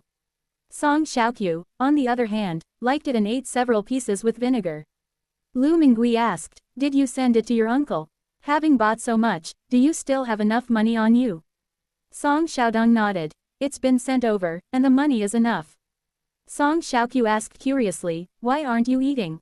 Even Man isn't eating." Both the adult and the child rubbed their bellies, looking conflicted. "We've already eaten. Brother Zhang even took us to eat pot-lid noodles. I was going to bring some for you, but noodles are hard to carry." "Mom, how strange. There's a lid in the pot they use to cook noodles, floating in the soup." But the noodles were really delicious. Lu Mingui couldn't help but frown. In just a short while, he heard him say, "Brother Zhang," many times. "Who exactly is this person?" Man held Song Xiaoqiu's hand and said, "Auntie, didn't you tell Grandma? It's the uncle who saved us that day." Song Xiaoqiu was taken aback. It turned out that the man's surname was Zhang. Man was still saying, "Uncle Zhang is so amazing," he hugged Auntie in one go. Hearing this, Lu Mingui's face darkened. Where did this lecherous man come from? Hugging her daughter. Song Xiaoqiu blushed and covered her mouth, explaining, "Mother, it's not what you think. I almost fell into the pier, but he saved me." Lu Mingui's expression improved slightly. "Xiao Chu, why didn't you tell your mother sooner?" Song Xiaoqiu felt a little awkward and straightened her clothes. "Mother, I was just fine and forgot to mention it." "In that case," Lu Mingui nodded, "we should thank them properly." Song Xiaodong quickly replied, "No rush, Brother Zhang is also going to Suzhou Prefecture. We can thank him then. And he even fixes my bows and arrows, he knows everything." Chapter 241 Thank you. Lu Mingui said to her children, "We should still thank them, they saved our lives. Even if we can't repay the debt fully right now, doing what we can will at least be enough to repay this kindness. Xiaodong, since you are familiar with him, why don't you invite him over so I can thank him in person?" So Song Xiaodong eagerly went to find Zhang Yuanzhou. Upon hearing that it was Song Xiaodong's mother who wanted to see him, Zhang Yuanzhou quickly went to get water to wash his face and straighten his clothes before following her to the first cabin. The first cabin was already cramped, with nowhere to sit, let alone entertain guests. Moreover, Shen Juya needs to stay in bed all the time. So they agreed to meet on the deck, but Song Xiaoqiu declined, saying, "What's wrong with you, child? He's your savior. You haven't mentioned him for days, and now you're unwilling to thank him. That's not how your mother taught you." Seeing that her mother was angry, Song Xiaoqiu had no choice but to follow her out. Zhang Yuanzhou was already waiting on the deck. His eyes lit up as soon as he saw Song Xiaoqiu come out with Lu Mingui. He restrained himself from looking at Song Xiaoqiu, and instead stepped forward to greet Lu Mingui. Junior Zhang Yuanzhou greets the elder. Upon seeing him, Lu Mingui noticed that the young man was only about 20 years old, but he was handsome with thick eyebrows and big eyes, and had a natural air of heroism. She smiled and said, "Don't be so polite, just call me Auntie. You saved my daughter before, and we haven't thanked you for that life-saving grace yet." Zhang Yuanzhou smiled and bowed slightly, addressing her with perfect ease, "Auntie, what are you saying? Anyone in that situation would have helped, it's nothing to brag about." His uprightness, lack of self-appointment, and humility only made Lu Mingui admire him even more. She said, "Although my family are just ordinary people, we know how to be grateful. However, we don't have anything good with us right now while we're on the ship. We'll prepare a small gift to express our gratitude once we arrive in Suzhou. Right now, if there's anything you can do to help us, just say so. Zhang Yuanzhou initially declined, but later became somewhat embarrassed and looked down at his shoes. Auntie, he called affectionately, actually, I have a favor to ask. When Lu Mingui heard him make his request, she quickly said, just tell me. The shoes I'm wearing were made for me by my late mother when she was still alive. Now, 2 years later, they're completely worn out. Now that my parents are gone, no one cares about me anymore. The shoes I buy outside never fit. A hint of longing flickered in his eyes. If it's convenient at your house, could you make me a pair of shoes? I'll pay. Lu Mingui also went to look at his shoes, and they were indeed badly worn. Hearing that his parents had passed away, she felt even more sympathy for him. She readily agreed, it's nothing, why would I need your money? Take a measurement and have Xiaodong bring it over. We happen to have some scraps of fabric, needles and thread on hand, so we can finish it in the next few days. I guarantee you'll have new shoes to wear when you get to Suzhou. Zhang Yuanzhou was overjoyed and thanked him repeatedly. Lu Mingui then led Song Xiaoqiu back, and Zhang Yuanzhou craned his neck to watch Song Xiaoqiu's retreating figure, his heart following her. Brother Zhang, Brother Zhang. Song Xiaodong looked at him in a daze and asked suspiciously, what are you looking at? Zhang Yuanzhou then came to his senses and hurriedly covered up by saying, let me see what the first cabin is like. Song Xiaodong felt sorry for him. He had just heard that the man's parents had died early and that he lived in the lower deck, so he probably had never seen what the upper deck was like. How pitiful, he said, Brother Zhang, when we get to Suzhou, I'll have my mother and sister make you a few more clothes. Your clothes are almost torn. She added, my sister not only cooks well, but she's also very skillful. Zhang Yuanzhou lowered his head, how could I possibly trouble your sister? Besides, I'm a grown man, it doesn't matter if my clothes are a little old and torn. Hearing him say that, Song Xiaodong felt even more sorry for him. He said urgently, how can that be? If you go to Suzhou Prefecture to seek refuge with your uncle, people will look down on you if you are dressed in rags. In this world, people respect clothes before they respect people. Zhang Yuanzhou then said, then I'm really sorry to trouble you. I will definitely repay you handsomely when we arrive in Suzhou. What are you thanking me for? Song Xiaodong replied familiarly, Brother Zhang and I hit it off immediately, and you even helped me repair my bow and arrows. I should be thanking you. I'll go tell mother right away. He ran up to Lu Mingui's room and pleaded, Mother, let's make another set of clothes for Brother Zhang. Look how pitiful he is. Lu Mingui was looking for suitable cloth to make shoes when she heard this, and she was both annoyed and amused. You've only known each other for a few days. He talks about Brother Zhang all the time, like a hothead. Did you bring up the idea of making clothes, or did he? Song Xiaodong was taken aback, it was me. I saw that his cuffs were worn out and no one sewed them up for him. Lu Mingui then said, making shoes is already a bit presumptuous. Fortunately, she was my savior, and my mother was an old woman, so she wouldn't attract any gossip. Who knew you'd bring up making clothes again? You silly child. Song Xiaodong was dumbfounded. What should we do then? I'll go and explain things to Brother Zhang. Although he admired Zhang Yuanzhou, he would rather give up if it affected his family. Come back, Lu Mingui called to him. Since you brought it up, then make him a set of clothes. Well, I guess that kid doesn't understand either. Anyway, this old woman of mine doesn't need to worry about her reputation. It's just that my old eyes are failing me, and your sister-in-law is seasick, so it can all be left to your older sister to do. He then said to Song Xiaoqiu, remember to make the soles of the shoes thicker. That kid looks strong and I reckon he wears out shoes quickly. Song Xiaoqiu blushed and agreed in a low voice. Seeing this, Lu Mingui advised, girl, don't be shy. We'll use our family's name to send it over. It won't affect your reputation. I understand, mother. Song Xiaodong cheered, okay, then I'll go tell Brother Zhang. Watching his carefree figure disappear into the distance, Lu Mingui shook her head helplessly. Xiaoqiu, why do I feel like your brother has grown tall but not smart? Look at him, he's become even more lively as he grows up. Song Xiaoqiu smiled and said, once we settle down in Suzhou, I'll arrange a marriage for him. Getting married will make you more composed. Even the drowsy Shen Juya got up. Mother, Xiaodong will be 16 after the new year, right? It's time to arrange a marriage for him. If everything goes smoothly, from meeting the other person to getting engaged, then they can get married at 17 or 18, and then have a baby a year later.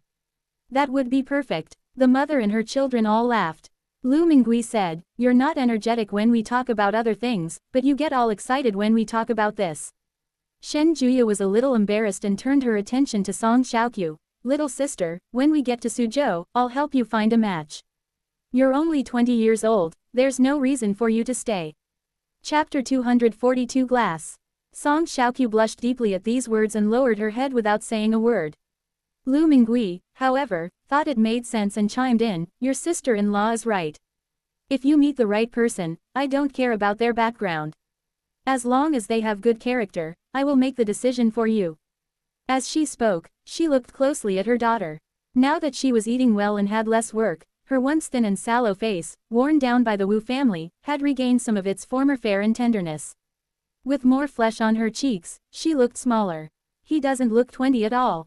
You could easily believe he's 16 or 17. She was satisfied, but then she thought about how she could go to the future and why she hadn't thought of buying some cosmetics for her daughter. Although I didn't see any in the market, there were still cell phones around, weren't there? If all else fails, just buy it on your phone. Thinking of this, she said to her daughter, "You make the shoes, I'm going to get busy." Shen Juya guessed that her mother-in-law was going to that mysterious place, and hurriedly said, "Mother, bring Tuantuan and Yuan out so I can get closer to them." Lu Mingui agreed and went to bring the two children out first. In Shen Juya and Song Xiaoqiu's eyes, it was as if she were performing magic, suddenly producing two children in her hands. Tuantuan and Yuan have gained some weight, which looks very pleasing. Ultimately, it was the blood ties with her mother that made her speak. Although they had been separated for long periods along the way, she still started babbling when she saw Shen Juya, though it was unclear what she was saying. Seeing that she seemed to be in good spirits after seeing the child, Lu Mingui gave her a few words of advice and then went to the market. Based on the timeline, the wet market should be operating on the third day of the Lunar New Year. The atmosphere was just as lively as it was during Chinese New Year, with crowds thronging the streets. Although some shops were closed, most of them were open. Vegetable vendors, in particular, are taking advantage of the Chinese New Year to earn more money. Lu Mingui didn't have anything to buy today, she was just browsing around, mainly looking for face powder. When she arrived at the market, she went straight to the second floor because she remembered the department store. Previously, the laundry detergent and soap she bought at the department store were piled up in the corner of the White House, and you could smell their fragrance as soon as you got close. Lu Mingui thought, since there is soap for bathing, there should also be face powder, right? She had only been eating well for a few days then, so how could she have imagined all this? Upon closer inspection, the main gate was found to be tightly shut, with even the broom and bucket that were originally placed at the entrance now inside, leaving only a cold, impersonal roller shutter. Lu Mingui was somewhat disappointed, thinking that Sister Yang had said she would be on holiday until the 5th day of the Lunar New Year, and that this family must be the same. On second thought, this matter isn't urgent.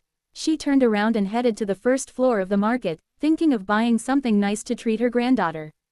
This trip, involving eating outdoors and sleeping in the open, has made me lose a bit of weight. When she passed by the store that had once been a $2 shop and also sold 4-piece bedding sets, she found that the store had changed hands again. The shop was empty for a while before, and we also sold other things. Lu Mingui hurried over to take a look. It turns out that this time they were selling tableware. The shop was filled with all kinds of bowls and plates, rice bowls, soup bowls, vegetable plates, fish plates, and condiment dishes. Cups are also available, including ceramic cups, glass and glass bowls. Most of the colors are basic white, but some have simple patterns. The owners are a husband and wife team. The man is busy restocking outside, while the woman is dealing with customers. Her voice was extremely loud. Small white porcelain bowls are 1 yuan each, large bowls are 2 yuan, small plates are 2 yuan each, vegetable plates are 2 yuan, fish plates are 5 yuan, and water cups are all 2 yuan. The ones with flowers are different. She then quoted a list of prices, with the ones with flowers being a bit more expensive. Lu Mingui, however, took a fancy to the transparent and shiny glass cups and bowls. Seeing her examining the glass closely, the woman with sharp eyes immediately started promoting her drink. The glass is 2 yuan, the small bowl is also 2 yuan, and the large bowl is 3 yuan. Those salad bowls are 4 yuan, shallow plates are 4 yuan. Glass food storage bowls with lids are 6 yuan. A thick beer mug is 5 yuan. The glass is heat resistant, so there's no problem using it for drinking hot water or holding hot food. We're only selling these few days during the Chinese New Year, so don't miss out. The quality is all good. These are products originally intended for export but now sold domestically. Damaged items will be replaced. Lu Mingui felt her ears ringing from the shock, and what surprised her most was that the glass bowl with a lid only cost 6 yuan. She had previously bought it for a full 30 yuan at the department store. That's a huge difference. She simply put down the glass and picked up the glass bowl to look at it. It was a bit thinner than the ones in the department store, and it didn't have any compartments. However, this was enough to shock her. She couldn't help but mutter aloud, "How can it be so cheap?" The man who had just finished restocking heard this and immediately said, "We get our goods directly from the manufacturer, without any middlemen, so it's definitely cheaper. Besides, it's all about small profits and quick turnover. Making $1 or $2 is quite a lot. If you like it, you'd better hurry, we'll only be selling it for a few days." Many people around were making purchases. "Boss, can you make these small white porcelain bowls a little cheaper? I want to buy 20 of them. They're cheap, so I won't feel bad if they break. I want this glass salad bowl, it's half price cheaper than in the supermarket. This cartoon character is so cute, I want it." Some also run small restaurants. "Do you have these rice bowls in sets? I want 100 sets, with soup spoons too. Get me 50 beer mugs." The shop owner was also very shrewd. No bargaining, no rounding down, just grab what you like as soon as you see it. "We also have complete sets, I'll go to the back and get them for you." Business is really good. Some people were just watching the spectacle without any intention of buying anything. An old man crossed his arms and sneered, "Isn't it just factory overstock? What good could it be?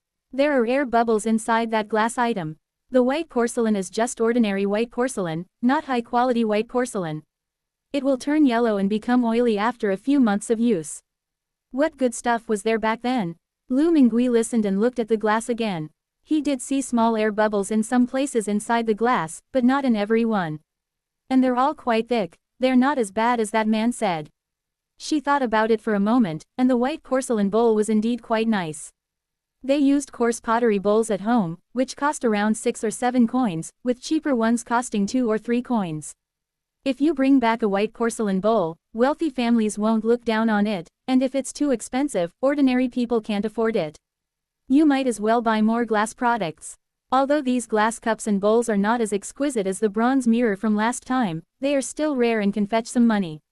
She didn't buy much, only picking out the good quality ones with few bubbles and no impurities, or the pretty and small ones. In the end, I took 20 small glasses, 10 small bowls, 10 large bowls, and 6 large salad bowls. The shallow glass plates looked nice, so I took 10 of them. It's not easy for one person to carry it. Fortunately, she had a small cart as cover, so she piled everything on top of it first. Finally, the boss came over to pack her up, and with the money added, it came to 154 yuan in total. She wanted to round down the price, but the shop owner said he couldn't make any money and refused to round down, but he was willing to give her 2 more white porcelain bowls as a gift. Lu Mingui agreed and happily pushed the cart back to the White House.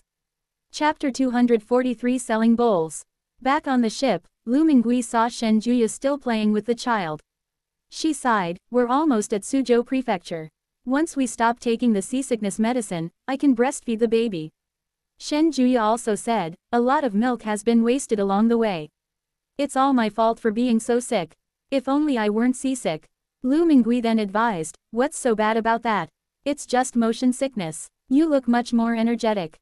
Look at the apricot blossoms, they've been wilting ever since they left Shang County, and now they can only lie there." Everyone knew perfectly well that Zhao Xinghua was terrified by the sight of the dead body and hadn't recovered yet. Shen Juya found it amusing when she thought of Zhao Xinghua. "That time we were hiding in the woods and no one dared to look out, but she insisted on going over to look, and she was scared out of her wits. Before I could recover, I saw another dead body in Hejian Prefecture, which completely destroyed my spirit." She found it strange. Xinghua has always been brave, so why does she become so weak when something happens? To be honest, Xiao Chu is really brave. She used to hide and didn't dare to look, but later she burned a river pirate to death, didn't she? Song Xiaoqiu, who was sewing shoe soles, said upon hearing this, "Who wants those river pirates to do nothing but cause trouble? They're all capable, what can't they do? Why did you have to do this murder and robbery?" She thought for a moment and then said, "These people are just bad. They only bully the old, weak, sick, and disabled. If you really ask them to do anything important, they can't do it. I wonder if the Chi family has returned. I hope they haven't run into river pirates again." As the mother and her children were chatting, Captain Ni arrived to inspect the boat. He patrolled the ship every day to see if anyone was using open flames or hiding flammable items.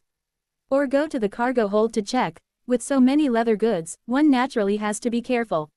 Lu Minggui's heart stirred, and he quietly followed. When they were alone, he asked Captain Ni, "Captain, you are very knowledgeable. Do you know what glass is?" Captain Ni had already noticed that the old woman was following him. She must be trying to find out something from him.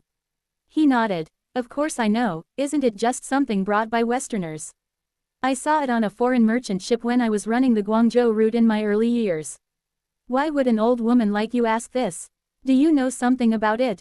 Surely you don't have any glass objects in the house." Lu Mingui thought to herself, "You're right, I really do have one." She continued, echoing what the ship owner, Ni, had said. "Years ago, my husband was also a sailor. He worked on that ship owned by some guy named Hong Mao. When Hong Mao was leaving, he left me a few glass objects." Captain Ni's eyes widened immediately. "Really? Where is that thing?" Lu Mingui naturally wouldn't reveal the truth. She said, "How could I dare to carry it with me? I left it at my home in Suzhou Prefecture." Upon hearing this, Captain Ni was immediately disappointed. This batch of goods was originally intended to be transported to Suzhou Prefecture, but the other party changed the dock. Now it can only stop in Suzhou Prefecture for a short while, otherwise I would like to go and see it for myself. Lu Mingui noticed his urgency and pretended not to understand, asking, "My late husband said before he died that glass objects are worth silver, and told me to sell them to pay back the money if I encounter difficulties. Is this glass really valuable?" "Of course they're worth money. These glass items brought by Westerners are more transparent and pure, and they're resistant to both cold and heat. They're really good stuff. If you have any at home, you can go and inquire about them, but don't sell them at a loss." Lu Mingui then said, "Alas, I didn't want to sell it at first, after all, it's a keepsake left by my late husband. But now that my son is getting married and my daughter is getting married, we need to prepare dowries, so I thought of making a move." Captain Ni casually replied, "That's right. It's better to exchange these inanimate objects for money so that the family can have a better life." Lu Mingui then said, "Actually, I brought a glass bowl with me. Why don't you take a look at it, Captain Ni?" He pretended to go back to the cabin, and when he came out again, he was carrying a cloth bag. Captain Ni couldn't help but twitch his beard, somewhat annoyed. Was this old woman trying to trick him into revealing information? However, his gaze was soon drawn to the glass bowl. A pure, transparent glass bowl, about the size of a face. It was many times more transparent than the greenish glass he had seen before. It was practically like a pool of clear water. "Wow, this is really good stuff." Lu Mingui nodded. "That's right, look at this one I carry with me, it's never been bumped or scratched, it's very sturdy." Captain Ni quickly assessed the situation in his mind and then asked, "It's not bad, why not sell it to me? How much silver do you want to sell it for?" He added, "This thing is valuable, but not as valuable as you think. I once saw a glass bowl that looked similar to this, but a little smaller, and it sold for 30 taels of silver." Lu Mingui also estimated in her mind that she had bought quite a few glass bowls and cups this time. "If we take them all out together, we're afraid it might cause some trouble, so we're thinking of selling them separately, one by one. Moreover, this price is not low, but it's not high either." She asked cautiously, "Does the ship owner truly want it? If you want it, take the 40 taels. He then boasted about his own product. "Look at this, the one you saw before might not be as good as this." Captain Ni picked up the glass bowl and examined it from all angles.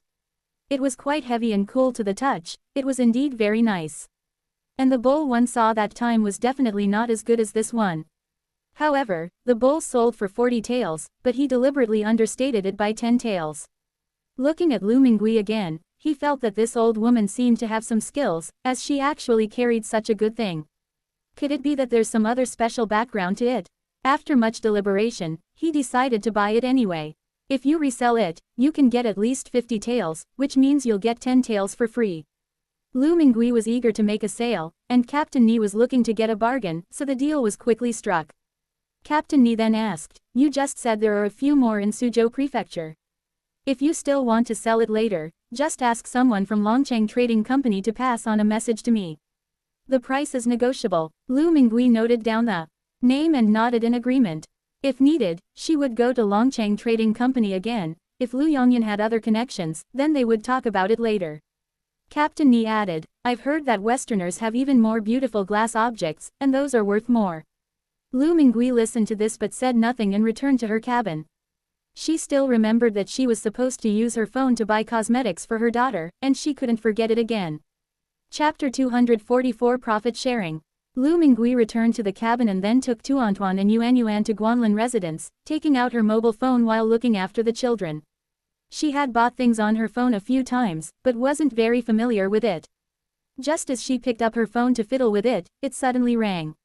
She was so startled that she jumped up, and it took her a while to realize that someone was calling. The phone screen lit up with a string of numbers. That was the phone number. She thought about the method Li Ziyan had taught her before, and swiped up the icon that was jumping on the screen to answer the phone. Unexpectedly, the phone stopped ringing at that moment. "Did you miss the call?" Lu Mingui simply stared at his phone screen and waited, hoping to receive a call this time, but unfortunately the phone didn't ring again. She had no choice but to give up and go look at the cosmetics she wanted to buy, only to find out that the search results were not for face products at all. I searched for face powder again, and there were some for applying to the face, but they were still not quite right. Finally, I simply searched for face cream, and this time a lot of results appeared. I was just about to open them and take a closer look. Just then, someone opened the door. Lu Mingui got up and looked over, and saw that it was Li Ziyan. He paused, then asked, "Auntie, are you home? Why didn't you answer my call?" Lu Mingui hurriedly explained, "I haven't had a chance to answer it yet." After all that frantic activity, the phone stopped ringing, and after waiting for a long time, it still didn't ring. "So it was you who called me?" Li Ziyan slapped his forehead. "So that's how it is. I should have typed it again. I called you once but you didn't answer, so I thought maybe you were busy and decided to come over and check on you." Seeing that he was sweating profusely in the middle of winter, Lu Mingui asked, "Why are you in such a hurry? Is something wrong?" Li Ziyan quickly said, "It's nothing urgent, it's about me farm." Lu Mingui was taken aback. "What's wrong at the farm? Why are you in such a hurry? Could it be that I took that bow and arrow?" She was a little uneasy. "I told Xu Yang that I was just playing with it that day and then forgot to return it." It's not that she doesn't want to return it, it's just that she hasn't reached Suzhou Prefecture yet, and she's afraid something might go wrong on the way, so she hasn't returned it yet. Li Ziyan quickly smiled and said, "What's the big deal? Take it if you like it. Xu Yang has already changed to other decorations. He said you don't need to pay him back." As if he had just thought of something, he asked again, "What are you doing with the bow and arrows?" Lu Mingui dared not tell the truth, so she had to lie. "I thought it was interesting, so I took it to take a look, and I forgot to return it."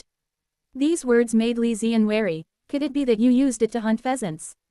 "Auntie, do you still remember?" "Don't worry, I know we can't hunt pheasants," Lu Mingui interrupted him first, "it's really just for looking."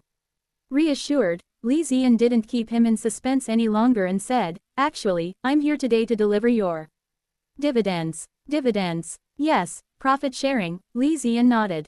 "Don't forget, when we signed the contract, you were entitled to 30%. The dividends were supposed to be distributed before the new year, but I was too busy to go to Shuyang to collect them." He then asked her, "It's been so long, the vegetables have all been delivered, but you've never been paid. Aren't you worried?" Lu Mingui then realized, "Oh right, there's such a thing. It's not that I forgot, it's just that I'm not in a hurry." She had bought enough rice, flour, and cooking oil for her family. Besides, farmers are frugal by nature, and apart from buying some meat, they hardly spend any money on anything else. However, there are far fewer wild vegetables available, but fortunately we had been stockpiling them beforehand, which is why we were able to keep up with demand. She thought about Xu Yang's farm again. It was big and impressive, but he only cooked 2 tables of dishes every day. How much money could he make? I'd guess it's a few hundred or 1,000. But the child worked so hard to bring him money, so you can't say anything unpleasant about it. So he smiled and said, "Sharing the money is great. Thank you so much for making this trip. Li Ziyan said, yes, we were going to transfer the money to your card, wouldn't that be more convenient? But Xu Yang said that would lack a sense of ceremony and a sense of accomplishment. That's why I brought it to you personally. As he spoke, he pulled a wad of red bills from the bag he was carrying and placed them firmly on the coffee table. They were quite heavy. Lu Mingui was taken aback. So much money. Heavens above, are they all for me? Li Ziyan chuckled. He knew the old lady was unsophisticated and would make a big fuss about it. How interesting. He enjoys seeing how naive and unsophisticated other people are. Cough cough, where's the extra? It's just 100,000 yuan. He didn't care at all. This is only the first year, and we only opened in August. Including the initial preparation and startup costs, that's why we only got this much. Even more next year. Just wait and see how much money you make. Lu Mingui took the money in her hand with trembling hands. It was really heavy. Was this how heavy 100,000 yuan was? Although she had a strong grip, it still felt heavy in her hand. Was this the weight of money? She murmured, but those wild vegetables don't sell for that much money at the market. Then it definitely won't sell. Li Ziyan said, it's because Xu Yang's cooking skills are good, and the wild vegetables you dug up are really delicious, that's why they can sell for such a high price.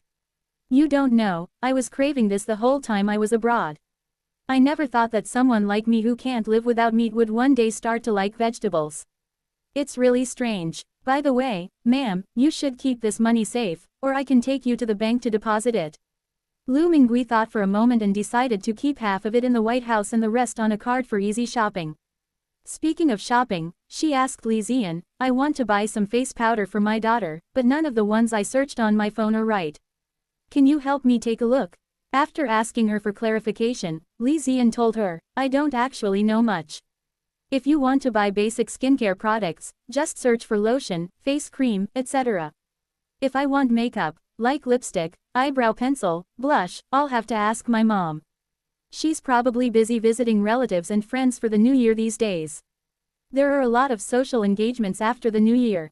Once she's done, I'll ask her to find something for you, or take you to the mall to buy it.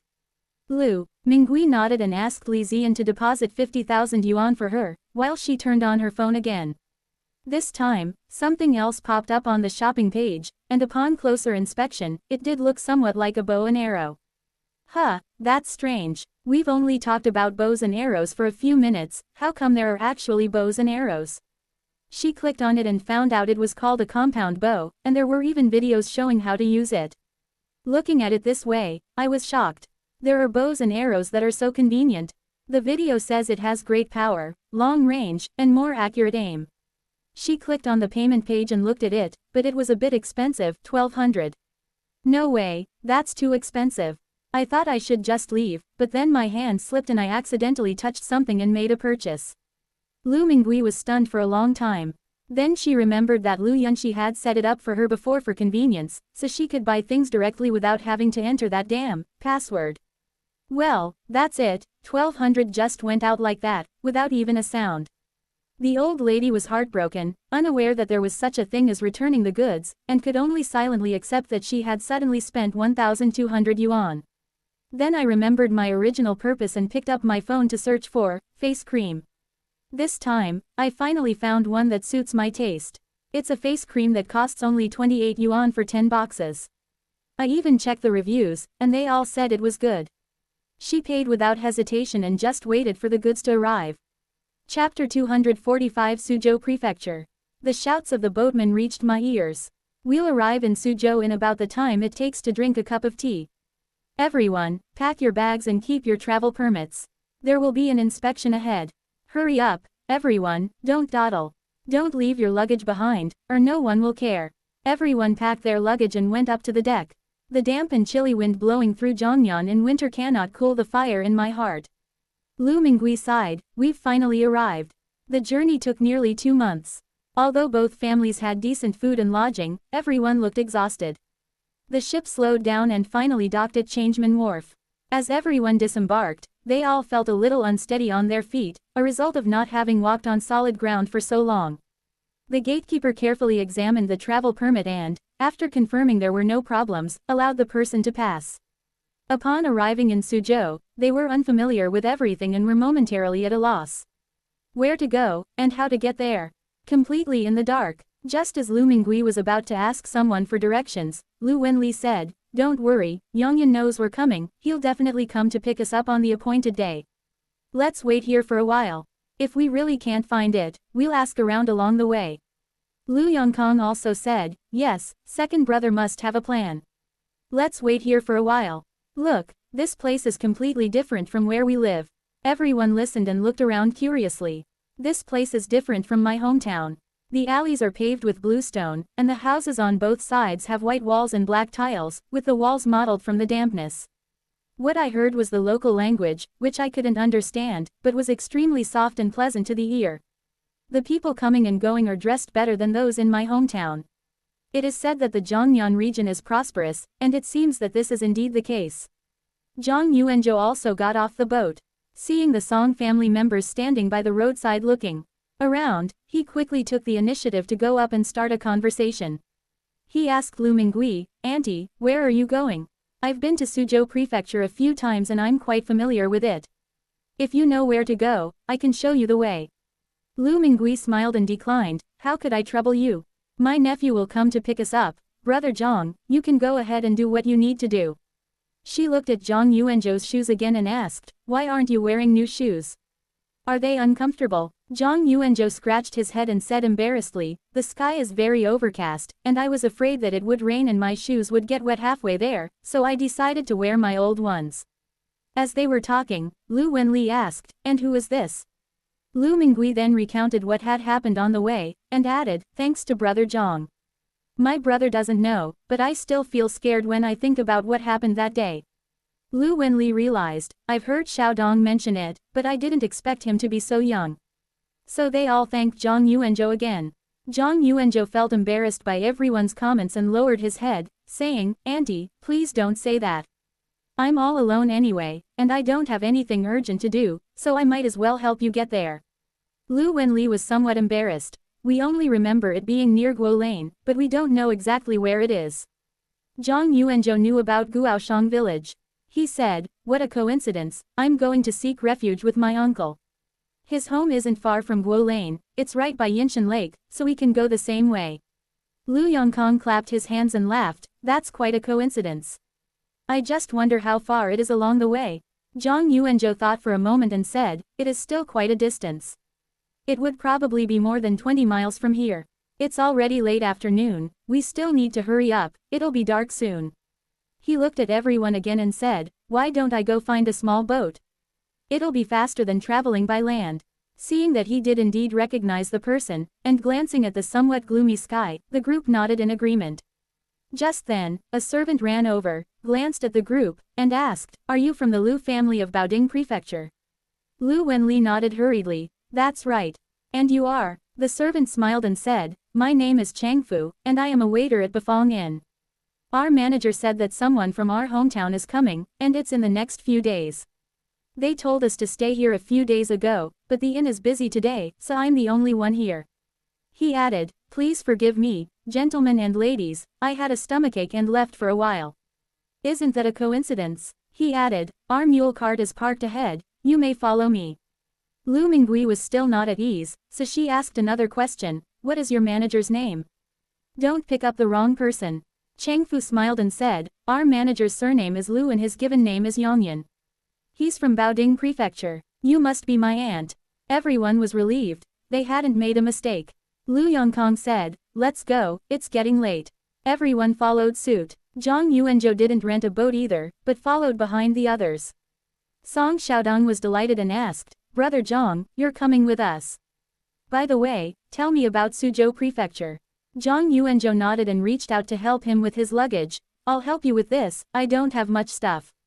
Before Song Xiaodong could refuse, he added, "Help your sister and the others with their luggage."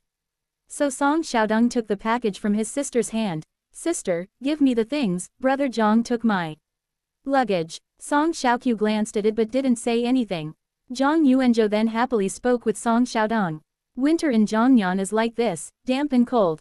Lying in bed at night feels like lying in a water hole. But it will be comfortable in the spring. The 4 seasons are distinct here, winters are cold and summers are hot. The land route is not easy to travel, but the waterways are well connected. I'll come find you to play again once you've settled down. We can go listen to Kunku opera, visit Xuanmiao temple, and Suzhou cuisine is different from our northern cuisine. Oh, and there are also rice cakes, I'm sure you'll like them. The village we're going to, Guaoshang village, belongs to Yinshan township in Changzhou county. There's a Yinshan lake next to it, and to the west is the Baodaichao Canal estuary. Behind that is Yinshan mountain.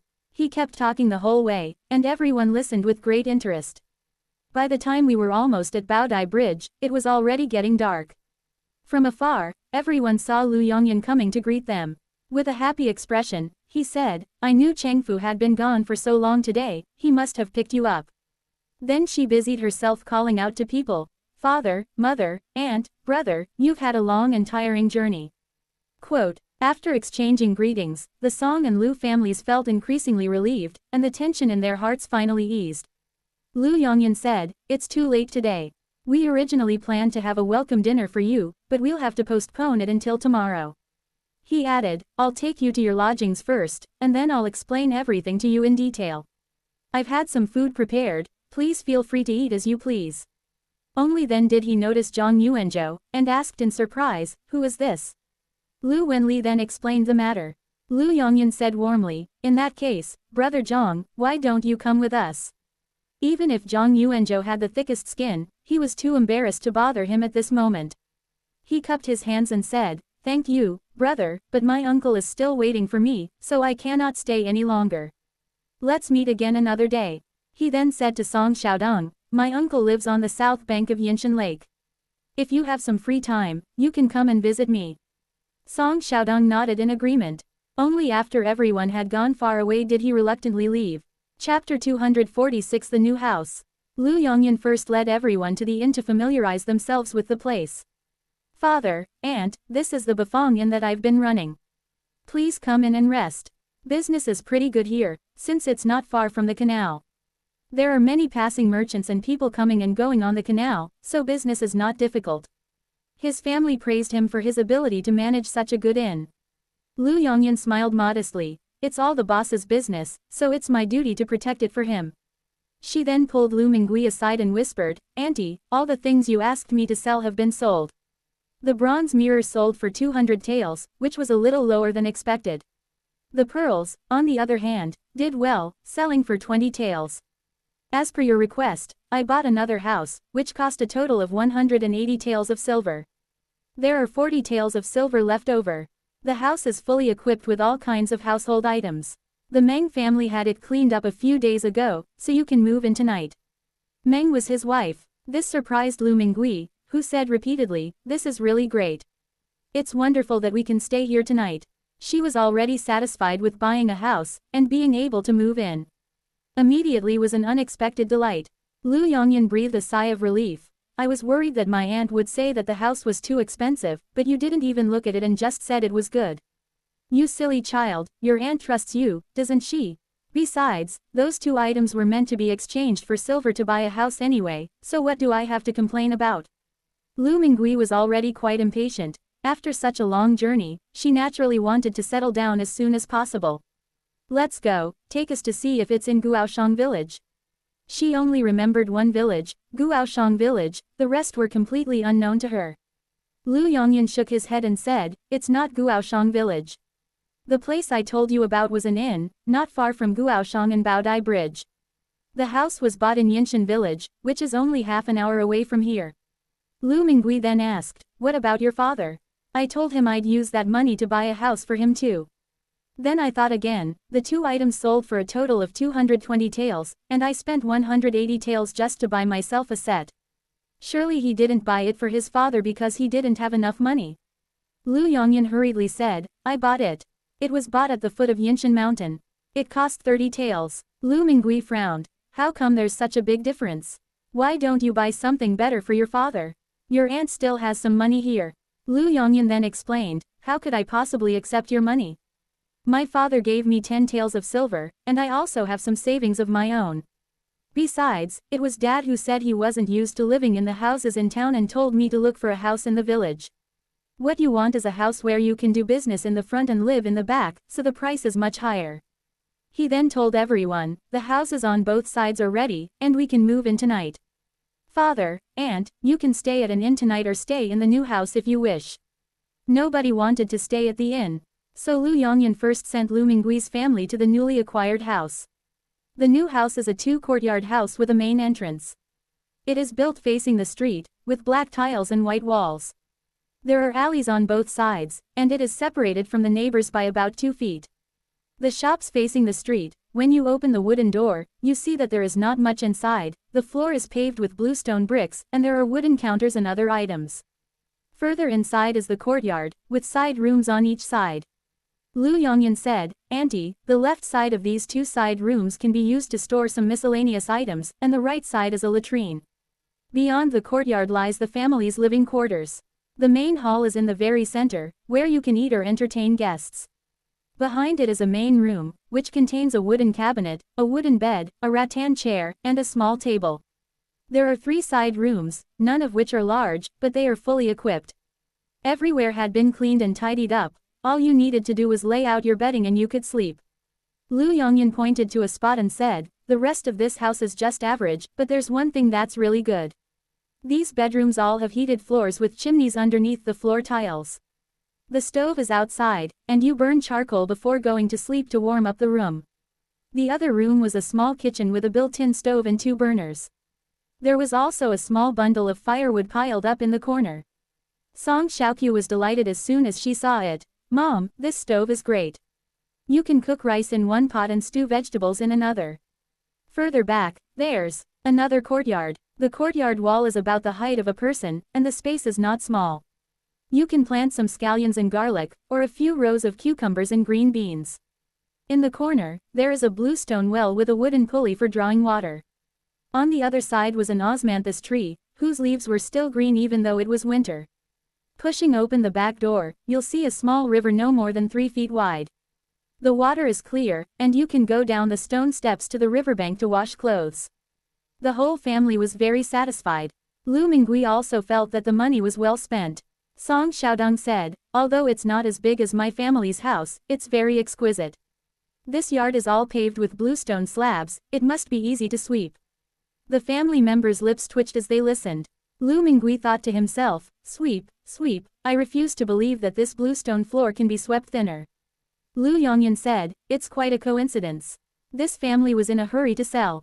They originally wanted to sell it for 230 taels of silver, but they managed to get 50 taels off instead.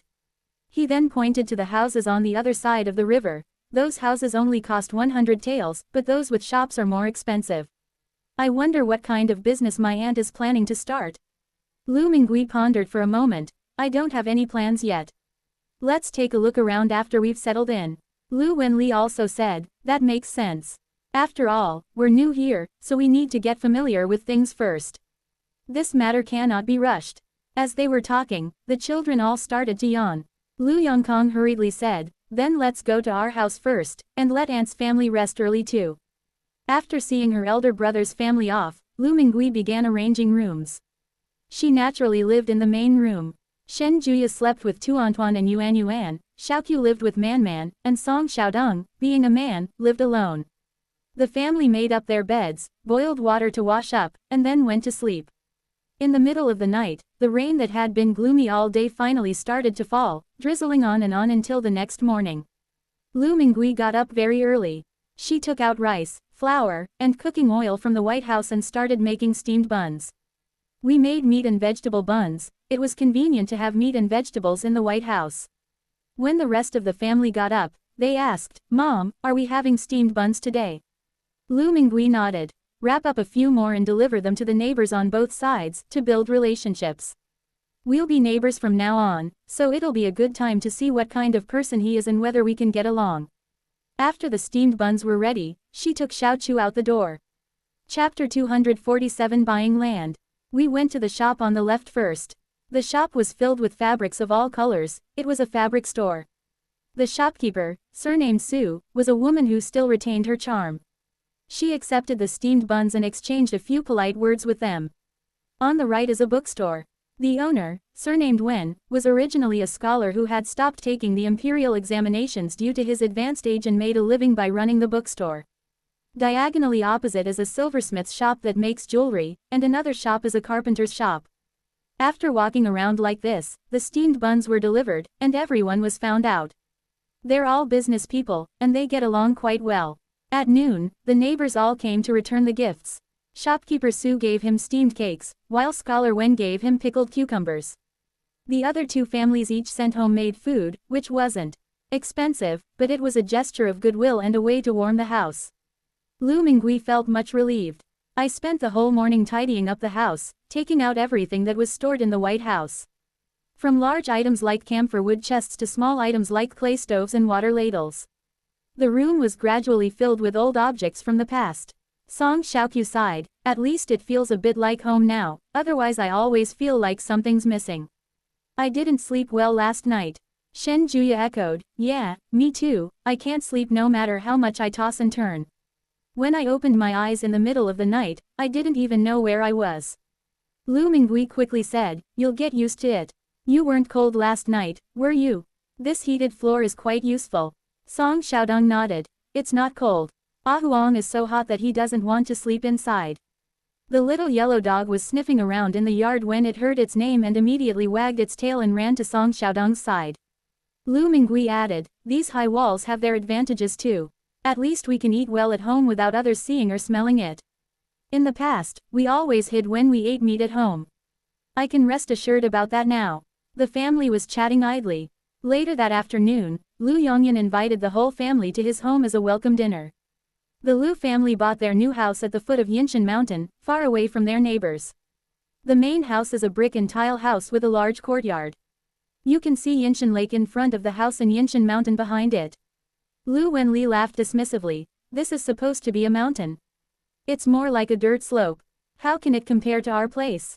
Lu Mingui thought Yinshan was nice. It was a good place to live, with a lake in front and mountains behind. He then asked Wang if there was anything else her family needed to buy, and Wang quickly shook her head. Everything is ready. Lu Yongyan prepared a feast, which was set up in the main room of the Lu family home. Several of the dishes were bought from a restaurant. Wan San's trotters are a deep reddish-brown color with a glossy sheen, tender skin, and savory, sweet, and glutinous texture. There are also small, bright red pieces of meat, like cherries, sweet with a hint of salt, tender and succulent cherry meat, etc. At first, everyone wasn't used to the taste, as the dishes were all a bit too sweet. Fortunately, Wang and her wives cooked some hometown dishes, and the family enjoyed their first reunion dinner after arriving in Suzhou. Looking at her family, Lu Mingui couldn't help but sigh, why won't my second brother come? I've tried to persuade him so many times, but he just won't listen. You don't know him, Lu Wenli sighed. When he was little, his father called him a stubborn donkey. He was just incredibly stubborn and disobedient. If he had come along, wouldn't it be wonderful now, the whole family would be reunited. Seeing that everyone was getting sad, Lu Yongyan quickly said, I'll write a letter and have someone send it back right away. My second uncle will be willing to come sooner or later. Lu Mingui nodded. He insists on waiting until there's no water left in the drought before he'll come. I just hope my second brother can come to his senses soon. After the meal, Lu Yongyan took out the yellow book again. The household registration has been processed. It's so easy now. You just need to buy a house and spend a little more money. It's not like before. This one is from my aunt's family. Oh, right, there's still the money left over from buying the house. Then he handed the remaining 40 taels of silver to Lu Mingui. Then, he said to everyone, now that we've arrived in Suzhou, we need to find a way to make a living. Brother, why don't you work for me at the inn? I can earn some money in a month to support my family. Lu Yongkong looked embarrassed and stammered, I don't know how to do these things. Your inn is always bustling with all sorts of people, and I don't know anything about this. What if I offend a guest? Lu Yongyan was a little anxious. It's fine if we don't go to the inn, I'll find you another job. Why are you so afraid of this and that? Didn't you used to work at the docks? Lu Yongkong said with his head down, that's hard work, I can do it. I'm not good at dealing with people. There's nothing wrong with dealing with him, brother, listen to me. Lu Yongyan wanted to persuade him further, but Lu Mingui spoke up for Lu Yongkong. Yongyan, don't pressure your older brother. He has been honest since he was a child, and he only knows how to work quietly. Look, some people are quick-witted and good at business, while others are happy to farm and cultivate the land, which gives them a sense of peace of mind. Everyone has their own ambitions. Lu Yongkang looked up and gave Lu Mingui a grateful look. His aunt was the best. Lu Mingui took out the 40 taels of silver from earlier and handed it to Lu Yongyan. I won't take this money, I'll use it all to buy land. Our family has no land now. I've been a farmer all my life, and I'm not at ease if I don't have any land when I get old. He also said, whether it's paddy field or dry land, buy it if you can. It's said that in the water towns of Zhongnan, rice can be grown 2 seasons a year. If Yongkang continues farming, our family will still have rice and grain. Is that feasible? Lu Yongkang was very excited. Auntie, I'm willing to farm. I'll be your tenant farmer. Lu Mingui laughed. Silly child, do you think your aunt would let you be a tenant farmer? Let's farm this land together. Lu Wenli poured cold water on their enthusiasm. Don't rush to discuss these things, we might not be able to buy them. Yongyan, is it easy to buy land in Suzhou Prefecture?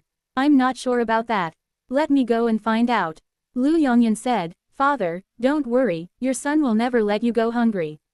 Take your time. Besides, you can't expect to harvest just by planting a seed. Lu Mingui thought of the 100,000 yuan she received from Mi Farm, and knew she had to keep digging for wild vegetables. She began by saying, do you remember when I used to sell wild vegetables? Actually, the wealthy family that collected wild vegetables lived in Suzhou Prefecture. At that time, we were just staying temporarily in our town. I went to look for them today, and they are still willing to buy wild vegetables, so we will continue to dig for them in the future. Lu Wenli was overjoyed. Is that so? That's wonderful. We used to rely on digging wild vegetables. We had a good year and even saved some money. Those around them exclaimed with delight, that's wonderful. Little aunt, you've truly met a benefactor. Only Lu Yongyan looked doubtful. What kind of important person was he who loved wild vegetables so much? If you haven't had enough to eat in Baoding Prefecture, you still want to eat more in Suzhou Prefecture. If you're just tired of eating delicacies and want to change things up occasionally, that's fine. I definitely didn't eat that much. He asked, Auntie, have you been scammed? Which family in Suzhou Prefecture is it? Let me see if I recognize them. Chapter 248 Face Cream. Lu Mingui was not flustered.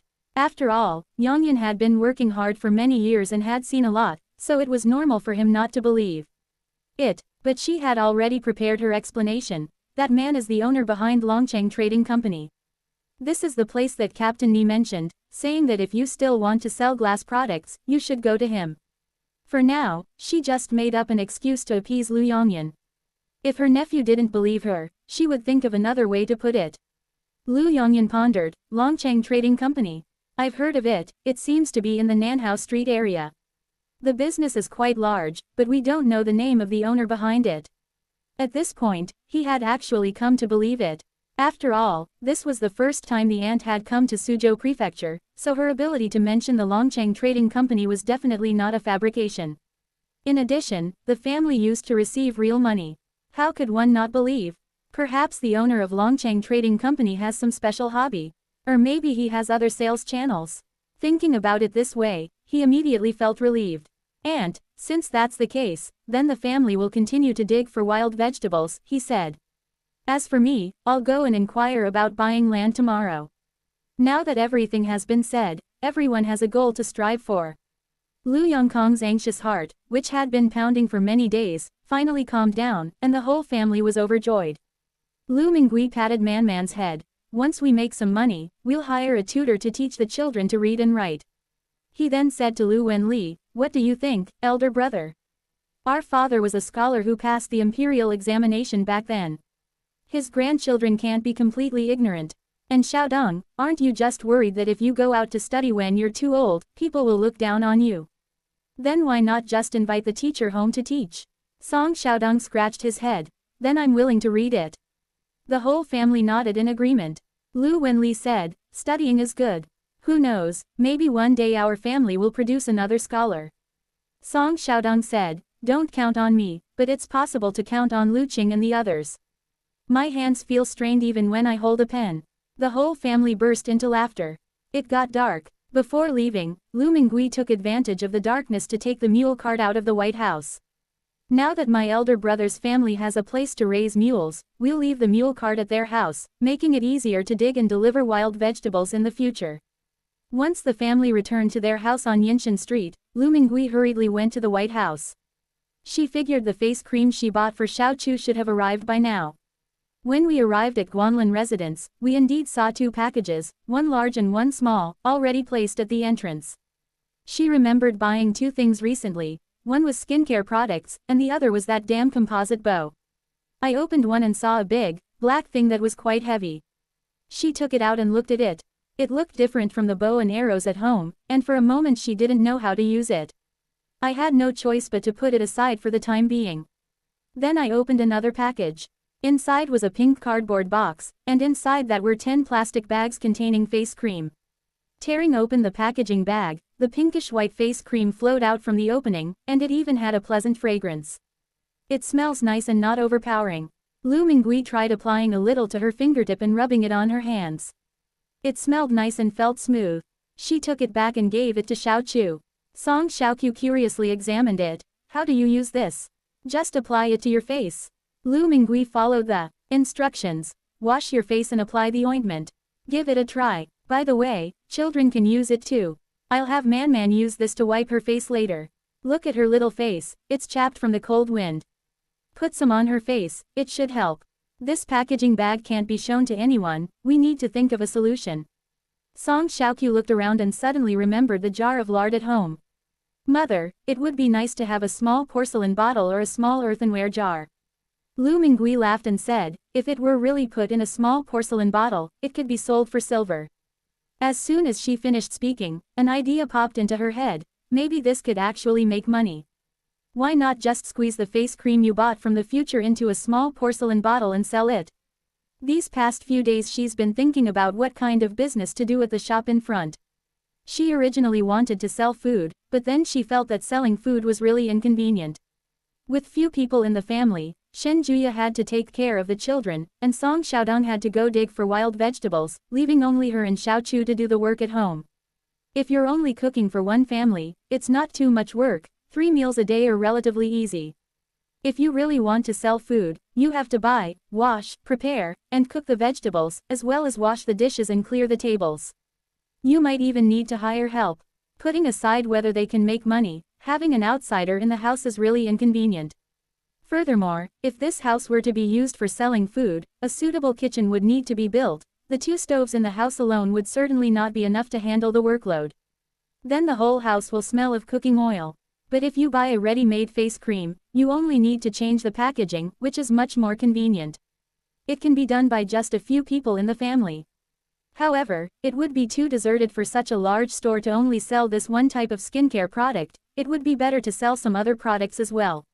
She recalled what Li Zian had said last time. In addition to basic skincare, there was also makeup. I don't know what those things look like.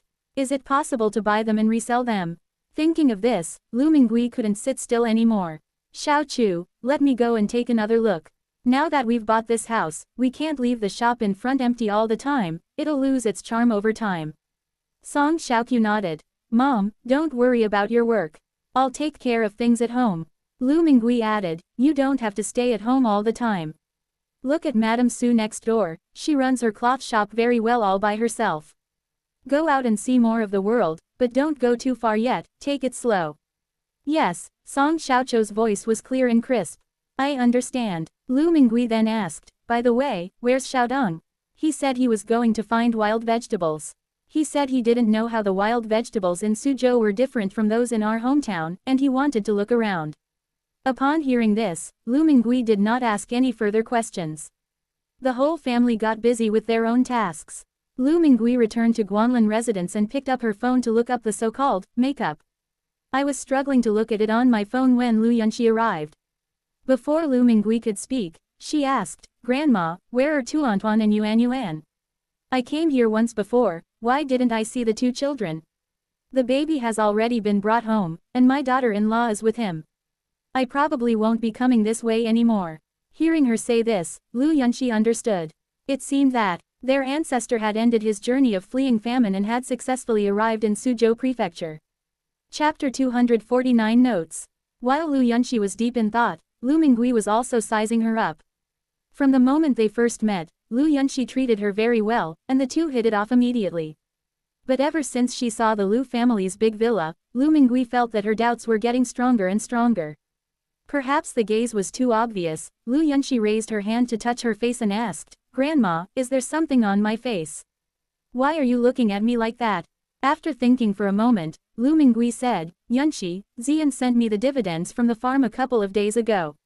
It's a full 100,000 yuan. You paid for all the furniture in this house, and all those electrical appliances. It cost a lot of money. I was thinking, since I have the money now, I'll pay you back part of it first. The rest will be paid back after the dividends are distributed in the future." Lu Yunxi hadn't expected her to still be concerned about this, and quickly waved her hand, saying, "No need to pay it back, no need to pay it back. Didn't I tell you before that all you need is some food? I've eaten quite a few of your dumplings and steamed buns these past few days. Oh, and those baked buns, they're really delicious." She was serious. Not to mention that spending a little money for the ancestors was nothing, the food was genuinely delicious. Besides, she's not short of money. Lu Mingui deliberately put on a stern face. "Are you kidding me? No matter how delicious the dumplings are, how much are they worth?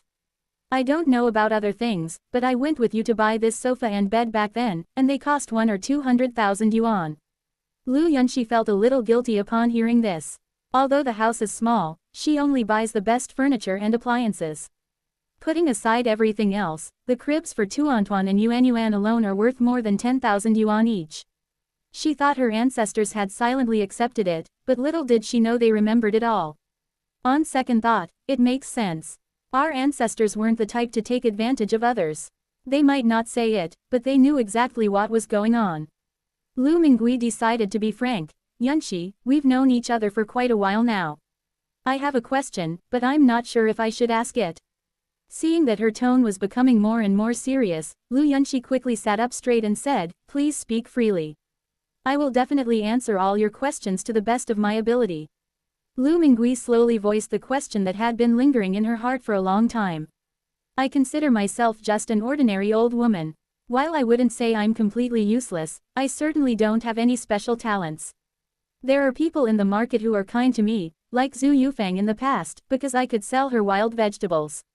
I've spent a lot of time with Sister Yang, but we've only really talked to each other. Xian is very good to me, but I can tell that it's because he's warm-hearted and always willing to help others. Only you are kind to me, so kindly that you don't expect anything in return, and there's no reason why."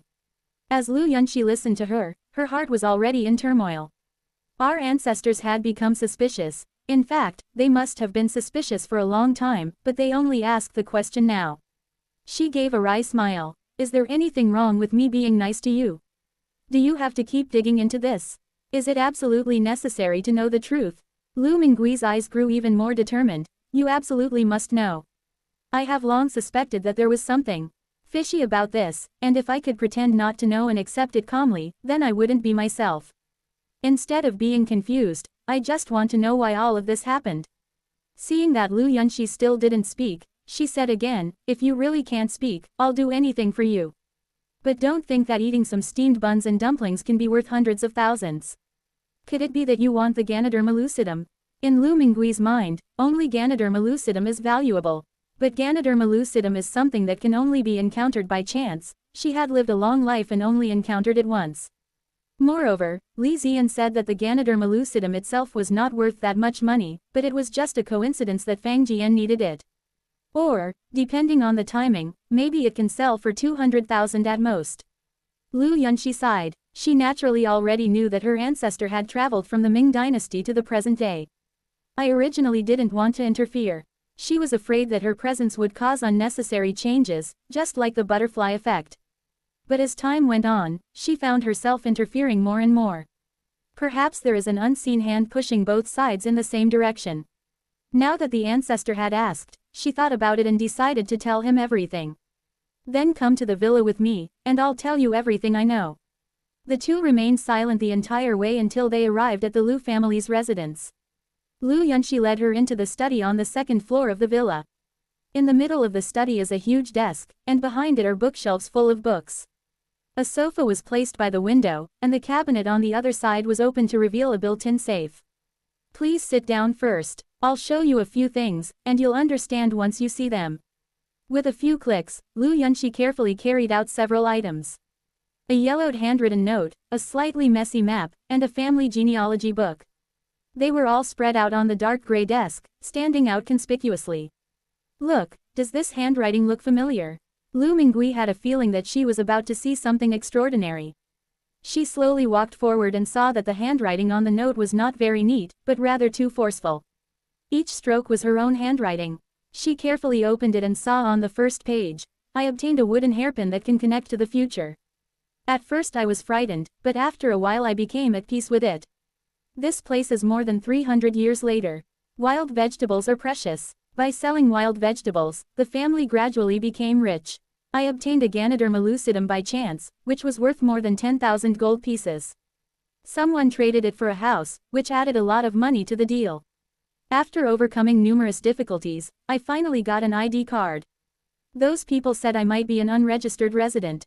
We learned by chance that the drought had lasted for more than 10 years, and the family began to prepare to flee the famine. In the winter of the third year of Chongzhen's reign, after many hardships, we finally arrived in Suzhou Prefecture. Due to its age, the writing in many places is blurred and illegible. If she couldn't see something clearly, she would keep looking ahead.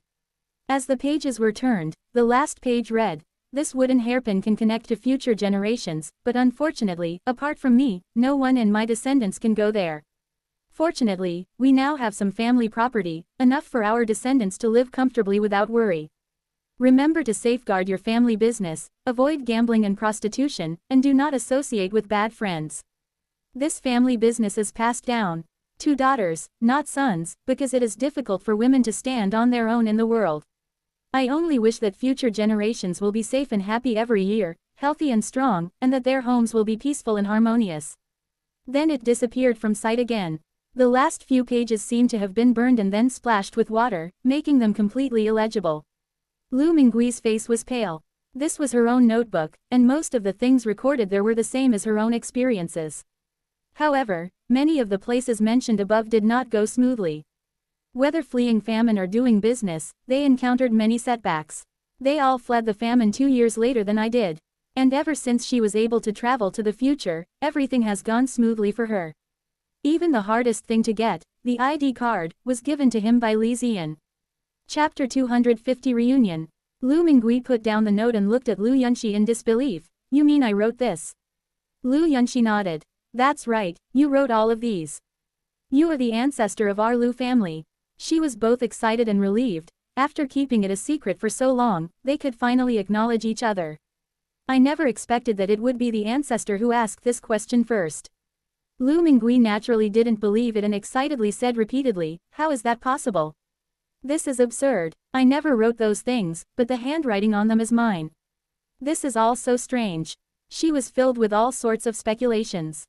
Could it be that someone had imitated her handwriting? What's the use of just imitating handwriting? The important thing is that what's written in the notes is true, and no one else could possibly know that. After all, the wooden hairpin was her biggest secret. Lu Yunxi chuckled to herself. The old ancestor was so busy refuting that she hadn't written it that she forgot the biggest problem, time travel. "So you admit that you come from the Ming Dynasty?" Lu Mingui was taken aback and stammered, I. How could she dare to admit it? Not only did they deny it, they also quietly took a step back. Lu Yunxi didn't care about her defensiveness and said, "You don't need to deny it so quickly. Do you still remember the map I gave you back then? That was redrawn based on the map you left behind, since you went the wrong way in several places. What should have been a 2-month journey took 5 months. He then opened the yellowed map, which had a rough topographical map drawn on it. And this family tree, it says that we are all from the Lu family lineage. It starts with you. Look, your name is Lu Mingui. Granddaughter Lu Weibai, great-granddaughter Lu Ningji. And I am your 16th generation descendant, Lu Yunxi. My daughter is named Lu Shutong, whom I introduced to you last time." The family genealogy records everyone's name clearly. Lu Mingui's eyes widened as she listened. Is Lu Yunxi in front of me really my descendant? She had long known that the other person's features did indeed resemble hers. Also, Li Ziyan's maternal grandmother, who is Lu Yunxi's mother, should look like him. Li Ziyan had mentioned this before. But this is too bizarre. If it were a forgery, that would be easier to explain, but it doesn't seem like a forgery at all. She couldn't help but ask, even if what you're saying is true, I clearly haven't even started writing yet. Regarding this matter, Lu Yunxi explained, this is a typical time travel self-consistent loop, namely the Novikov self-consistency principle. But Lu Mingui looked bewildered. Time travel? Lu Yunxi nodded. Yes, this is a time travel. Although you haven't started writing yet, you will write it all down when you are old. For me, this manuscript is something that has been passed down from my ancestors for more than 300 years until I saw its contents. The journal transmits information in a closed loop, ensuring that the event is bound to happen. Lu Mingui was even more confused.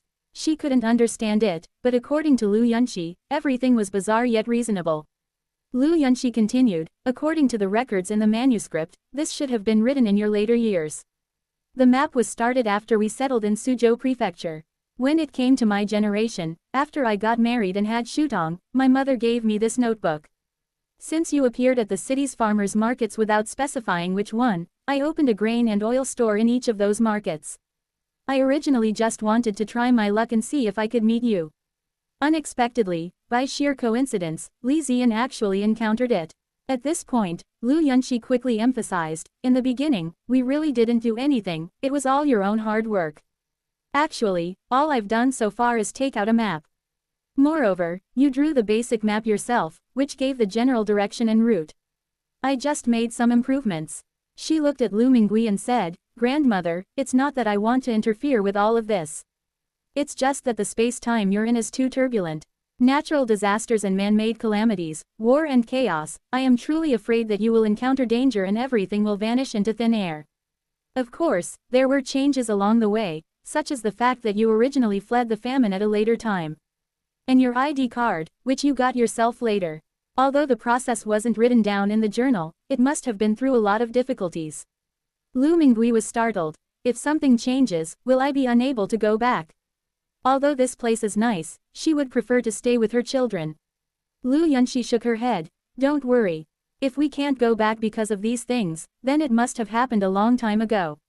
She paused for a moment, then said, I think there must be some mysterious force in this world that maintains the balance of space and time. Because of this power, many things will not collapse even if they change. Take that song, for example, 56 ethnic groups, 56 flowers, now everyone says it's 56 constellations. There are several other celebrities whose deaths I had heard about long ago, but they are clearly still alive. Is it really the Mandela effect? She wasn't sure if she was talking to Lu Mingui or to herself, and gradually fell into deep thought. Lu Mingui was also deep in thought. She could tell that Lu Yunxi was telling the truth. Then, I gradually accepted this fact. It's wonderful that my own descendants are all living well. Looking at Lu Yunxi in front of her, who was actually much older than her, she still reached out and gently stroked the other's hair. This child already has gray hair. After a long silence, Lu Yunxi finally spoke. Ancestor, let's continue to live as we did before. You do your thing, we'll do ours. But now that we've recognized each other, just tell me what you need in the future. As long as it doesn't affect the course of history, it's not a problem. Lu Mingui was bewildered for a moment. Won't it affect history? I've always been careful. I've never dared to bring back anything that doesn't exist in the Ming Dynasty. This shouldn't affect history, right? Yes, Lu Yunxi nodded. I know our ancestor is cautious. Zhongnan is a prosperous region. Now that you've arrived in Suzhou, shouldn't you start doing business? Lu Mingui was surprised. You even knew we had arrived in Suzhou Prefecture. I know, Lu Yunxi smiled, pointing to Tuantuan and Yuanyuan's cribs. The babies are all there, so we've arrived, right? He added, Grandmother, you must bring the child back often from now on. This house has everything. Baby bottles, formula, toys, and a crib. I happen to have nothing to do, so I can take the kids out to play. Lu Mingui agreed and asked, the family genealogy says my granddaughter's name is Lu Weibai. Is that Yuanyuan's given name? It's not Yuanyuan, it's your daughter's daughter. Now Lu Mingui knew that it was Xiaochu's daughter, who hadn't been born yet. So, Xiaochu does indeed have another marriage in the future.